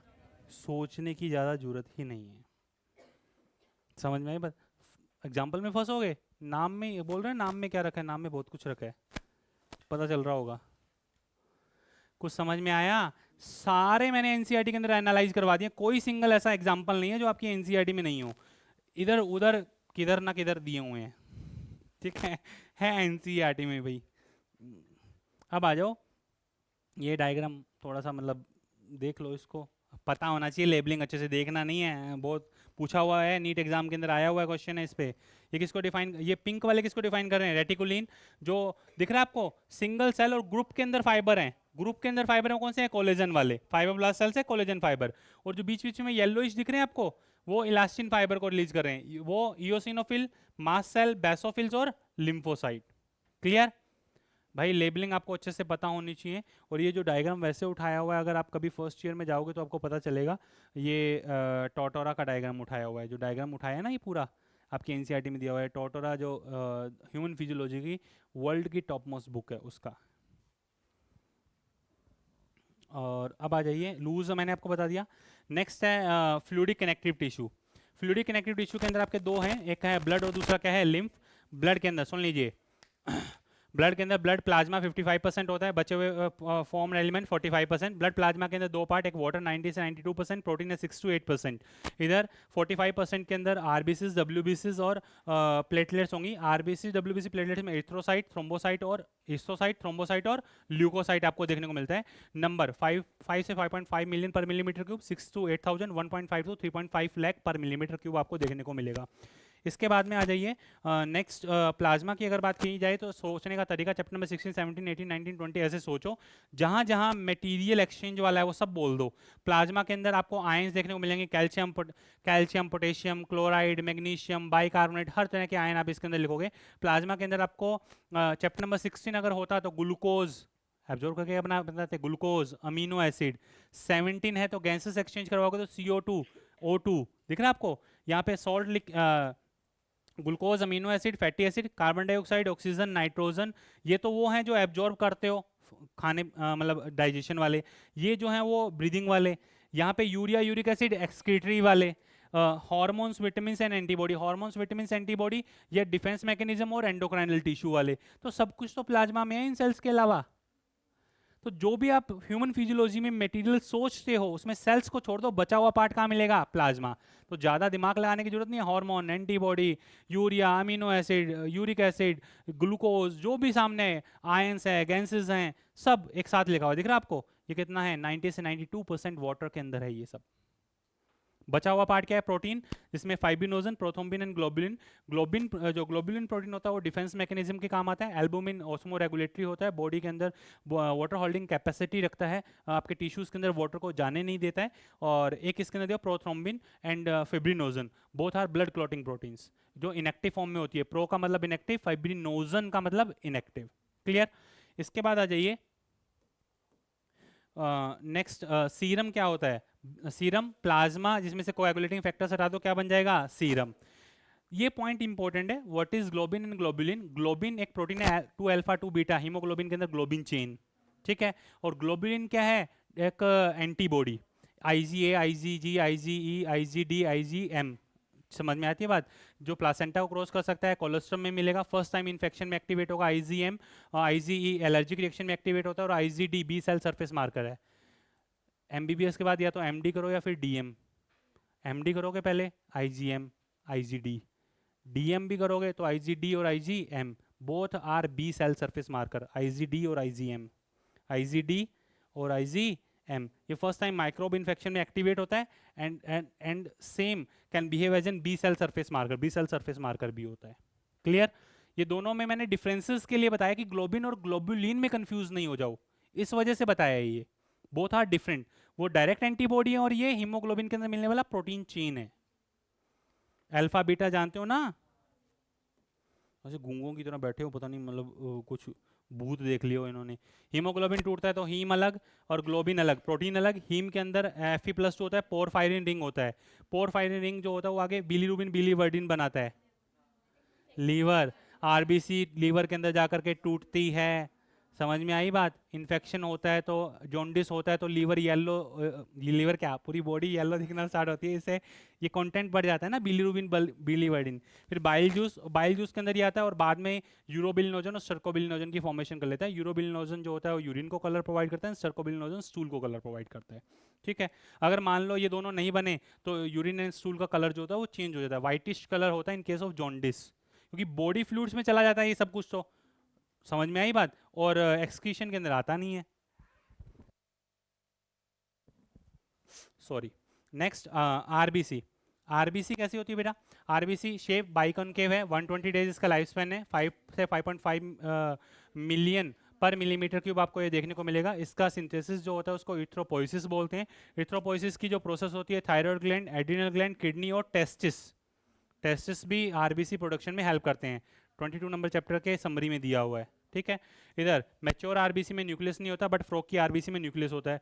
और आरबीसी में nucleus, endoplasmic reticulum, mitochondria, Golgi body नहीं होते, हीमोग्लोबिन को फिल करना है। और 100 ml के अंदर 12 से 16 ग्राम हीमोग्लोबिन मिलेगा। ब्लड कलर हीमोग्लोबिन की वजह से कैसा होता है? रेड। आरबीसी बनने का जो प्रोसेस है, स्टार्टिंग के अंदर यॉर्क सैक में बनता है, फिर लीवर, फिर स्प्लीन, फिर बोन मैरो। आरबीसी का ग्रेवयार्ड। ठीक है, अब आ जाओ इसके बाद में आरबीसी की ये कहानी। You know very well about the multiple allele I gene, जानते हो? जानते हो कि नहीं? एलील 3 हैं, जीनोटाइप 6 हैं, और फिनोटाइप कितने हैं? 4। कोडोमिनेंस, डोमिनेंस सब पता है आप लोगों को, जानते हो कि नहीं? बस भाई, जब रिवाइज करने बैठे हो, अब सब कुछ हो गया है तो सारी चीज़ें एक साथ होनी चाहिए ना। आरबीसी पढ़ा, सब कुछ हो गया आपका, पता चल रहा होगा आप लोगों को। रिवीजन ऐसे ही होता है भाई। ल्यूकोसाइट, डब्ल्यूबीसी नंबर पता है इनके। इधर आ जाओ, granulocyte, Newton law of motion, NLM AB. Neutrophil, lymphocyte, monocyte, acidophils और basophils according to their percentage, 60 to 65%, 20 to 25%, 6 to 8%, 2 to 3%, 0.5 to 0.5 to 1%, इसी सीक्वेंस के अंदर है वो। ग्रैनुलोसाइट, ग्रैन्यूल्स होंगे, न्यूट्रोफिल, बेसोफिल, इओसिनोफिल, यहाँ पे lymphocyte, monocyte and lymphocyte. Lymphocyte में टी और बी, टी जो होगी टी हेल्पर और टी किलर। टी किलर जो होगी फैगोसिटिक एक्शन शो करेगी, टी हेल्पर बी सेल को जाके बोलेगी एंटीबॉडी बना। बी लिम्फोसाइट एंटीबॉडी के लिए प्लाज्मा सेल्स बनाती हैं, मेमोरी सेल्स बनाती हैं। इधर आ जाइए, न्यूट्रोफिल फैगोसिटिक एक्शन शो करेगा, basophil just like to the mast cell, and the eosinophil allergic reaction के अंदर एक्टिवेट होती है, इन्फ्लामेटरी रिएक्शंस के अंदर एक्टिवेट होगी। Clear class? याद रखना, इओसिनोफिल और आईजीई, ई, ये कैपिटल ई क्यों लगाया है? इसके बाद आ जाइए प्लेटलेट्स। टू सेल नहीं है, मेगा कैरियोसाइट, बड़ी बड़ी सेल के टूटने से बनता है प्लेटलेट्स। 1.5 टू 3.5 मिलियन लाख पर millimetre cube. Platelet derived clotting factor, platelet derived growth factor, ये दो तरह के फैक्टर्स को ये रिलीज करता है। एक इंपॉर्टेंट पॉइंट बताना चाह रहा हूँ बेटा, सुनो। कट लगा, प्लेटलेट डिराइव क्लोटिंग फैक्टर तो क्लोटिंग वाले फैक्टर्स को एक्टिवेट करेंगे, भी क्लोट बनाओ। और जो ग्रोथ फैक्टर है ना, जो यहाँ पे इंजरी हुई है, उससे टिश्यू डैमेज हुआ, जो सेल आसपास G0 स्टेज में बैठी है, उन G0 सेल स्टेज को बोलेगी कि भाई अब प्रोलिफरेशन करो, अब यहाँ पे जो डैमेज हुआ है उसकी मरम्मत करो, अब सिग्निफिकेंस ऑफ माइटोसिस को धरातल पे लाओ, सिग्निफिकेंस ऑफ माइटोसिस की लास्ट 3 लाइन को सार्थक करो, रिपेयरिंग करो यहाँ पे बैठ करके। समझ में आई बात? रिपेयरिंग करो या रीजनरेशन करो, कुछ भी करो पर करो यहाँ पे, है ना? वही चीज जो लास्ट आपकी हार्मोनल मैकेनिज्म के जस्ट ऊपर, मैकेनिज्म ऑफ हार्मोनल एक्शन के जस्ट ऊपर जो 4 लाइन लिखी है उसको सार्थक करो। यहां तक तो हमें पता था, पर चैप्टर नंबर 19 के सेकंड लास्ट पेज पर मैकेनिज्म ऑफ हार्मोनल एक्शन के ऊपर लिखी हुई 5 लाइन, जिसमें नॉन एंडोक्राइन टिश्यू लिखा हुआ है, एक लिखा हुआ है नॉन एंडोक्राइन टिश्यू, उसका वर्क क्या लिखा हुआ है? ग्रोथ फैक्टर को रिलीज कर करके रीजनरेशन, रिपेयर, मेंशन किया वहां पे, कुछ लिखा हुआ है? कुछ लिखा है बेटा? क्या ये एंडोक्राइनल टिश्यू है क्या? कट लगने पे एंडोक्राइनल टिश्यू नहीं, ये कैसा है? नॉन एंडोक्राइनल टिश्यू, फिर भी किसको सिक्रेट कर रहा है? ग्रोथ फैक्टर्स को। किसको रिलीज कर रहा है? ग्रोथ फैक्टर्स को। यहाँ तो चलो ठीक है, ये तो प्लेटलेट डिराइव्ड की बात करूं, कट लगेगा तो आसपास की सेल्स भी रिलीज करती है ना growth factors, epithelial growth factor जिसको बोलते हैं। कुछ समझ में आया एनसीईआरटी में कहाँ कहाँ क्या क्या दिया हुआ है? समझ में आ रहा होगा क्या लिखा हुआ है वो, तो ध्यान से देख लो उसको। कुछ आया दिमाग में ये पॉइंट? ठीक है। इसके बाद में लिम्फ। लिम्फ के अंदर लिम्फ क्या होता है? ब्लड प्लाज्मा से आप आरबीसीज, बड़े बड़े जो मतलब फॉर्म्ड एलिमेंट्स हैं उनको आप हटा दीजिए, मेनली आरबीसीज, और बड़े प्रोटीन्स को हटा दीजिए। डब्ल्यूबीसीज आपको मिल जाएंगी डिपेंडिंग ऑन द कंडीशंस। देखो भाई, जो आपकी प्लाज्मा है वो अगर टिश्यू के बीच में चला गया तो उसको टिश्यू फ्लूइड बोल दो। इंटरस्टिशियल फ्लूइड आप उसको वहां बोल सकते हो। वहां से इकट्ठा होकर के जब लिम्फ वेसल में आ गया तो उसको आप लिम्फ बोल दोगे। ठीक है। लिम्फ तब तक नहीं बोलोगे जब तक लिम्फ वेसल में नहीं है। आप ये बोल सकते हो कि प्लाज्मा का कंटेंट लिम्फ जैसा है, इंटरस्टिशियल टिश्यू फ्लूइड लिम्फ जैसा है, पर लिम्फ नहीं बोल सकते कब तक? जब तक वो लिम्फ वेसल के अंदर नहीं होगा।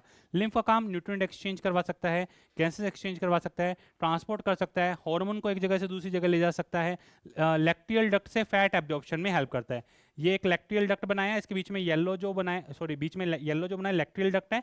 ये आपका इंटेस्टाइनल विल्लाई, उस पर माइक्रो विल्लाई वाला कॉलमनर एपिथेलिया, यहाँ से फैट मिशैल बना करके पहले अंदर आएगा।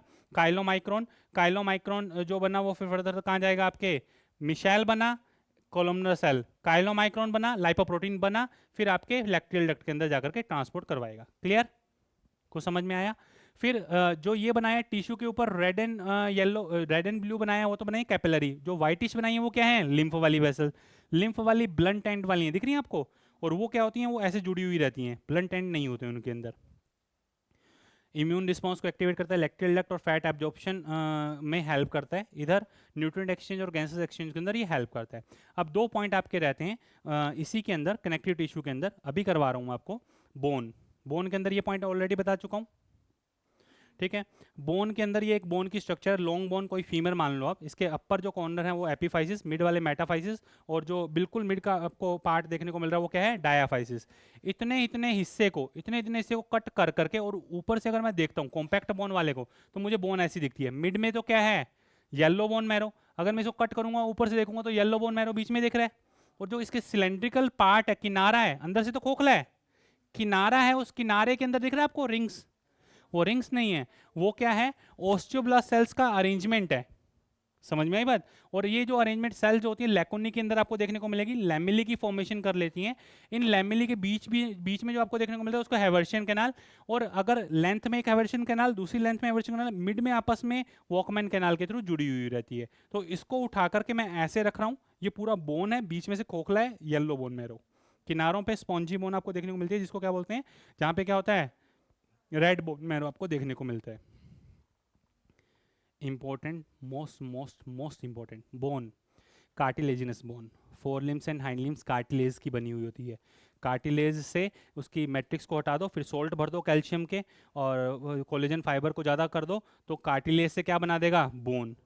Dermal and membranes bone, scapula जो आपकी स्किन के जस्ट सटी हुई रहती है, स्कैपुला, क्लेविकल, जो स्किन से जस्ट टच में रहती हैं, ये कौन सी? Dermal bone.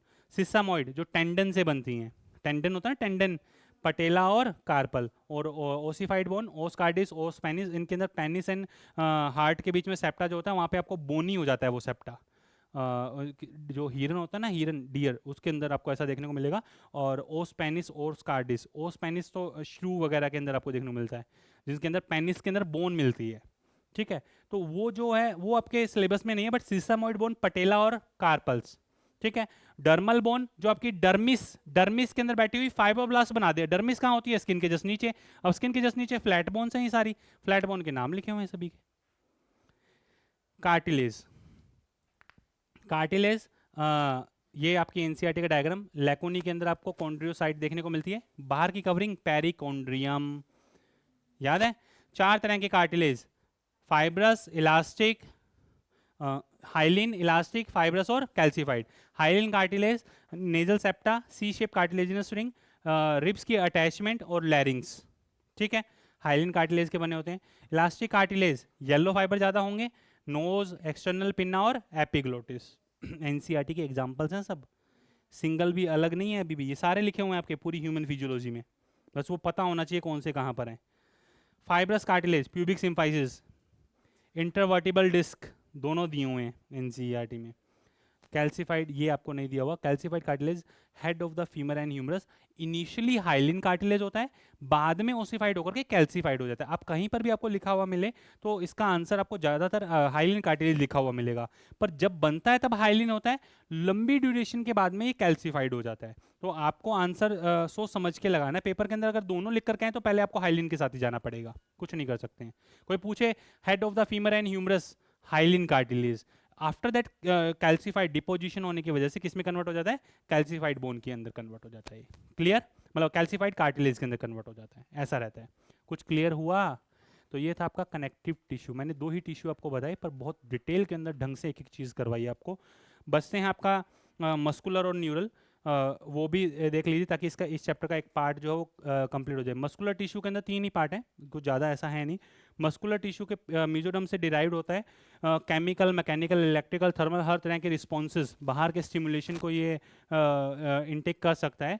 इसमें एक्साइटेबिलिटी होती है, एक्सटेंसिबिलिटी होती है, और इलास्टिसिटी आपको देखने को मिलेगी, और कॉन्ट्रैक्टेबिलिटी देखने को मिलेगी जो मस्कुलर टिश्यू है। मस्कुलर टिश्यू के अंदर मसल्स जो होती हैं आपकी, मसल मायोफाइबल्स मिलकर के मसल फाइबर की फॉर्मेशन करते हैं। इसके ऊपर की कवरिंग क्या होगी?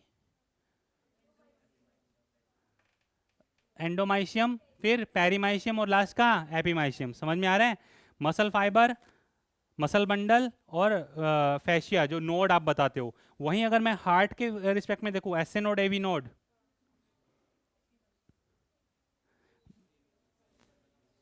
हार्ट कैसा होता है? कार्डियक मस्कुलेचर, मसल्स का बना हुआ, मसल फाइबर, पुरकिंजे फाइबर। कुछ समझ में आ रहा है कैसे पढ़ना है फिजियोलॉजी? कुछ समझ में आ रहा होगा जो मैं ये स्केलेटन मसल्स हैं, और वो मैं कार्डियक मसल के बारे में लिख रहा हूँ, कहीं पे दोनों को मत ऐड कर देना। ऊपर स्केलेटन मसल्स लिखा हुआ है, नीचे कार्डियक मसल्स का लिखा हुआ है। समझ में आई बात?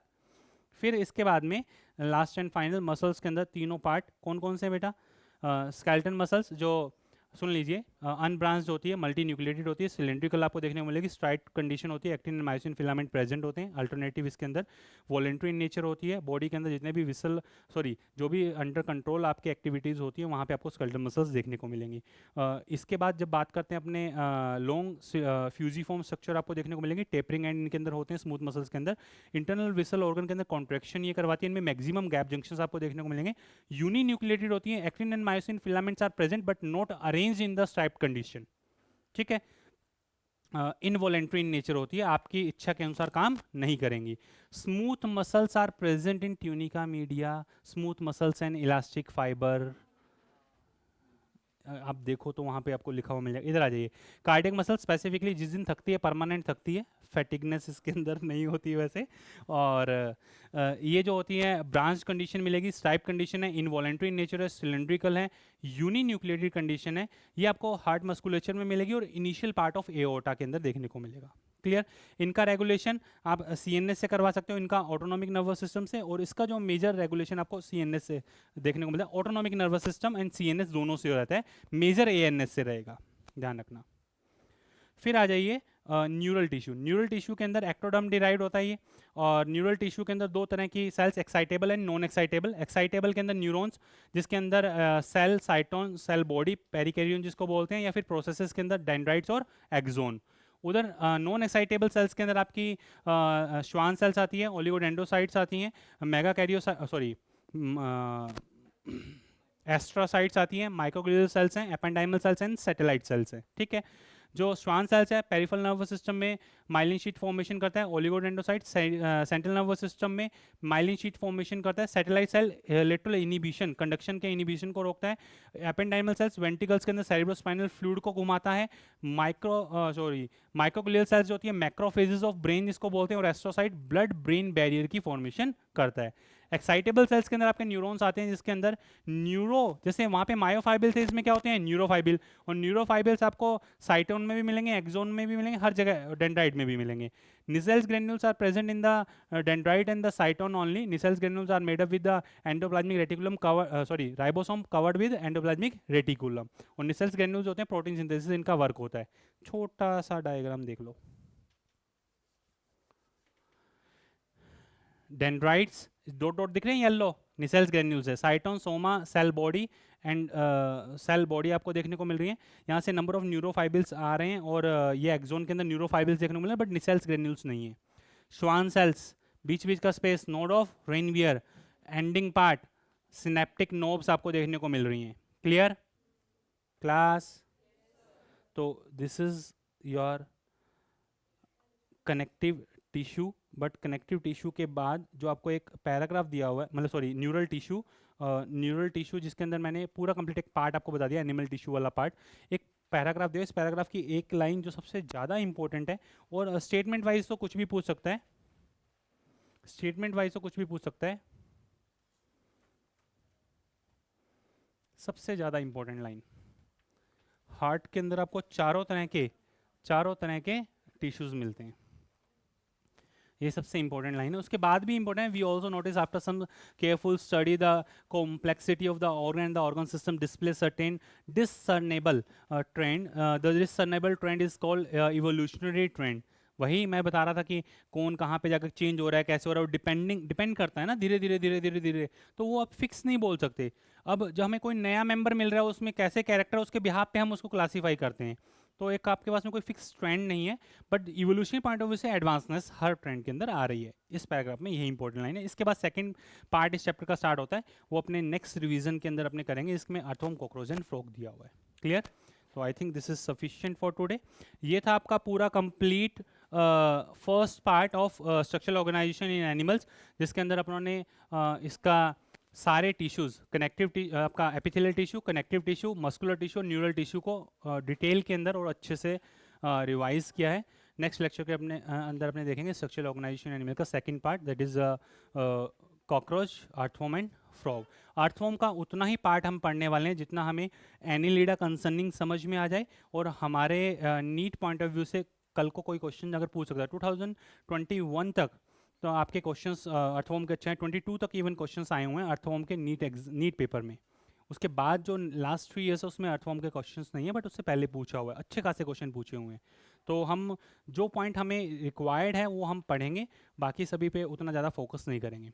आई think this is sufficient for today. आज के लिए इतना ही है। Okay, thank you.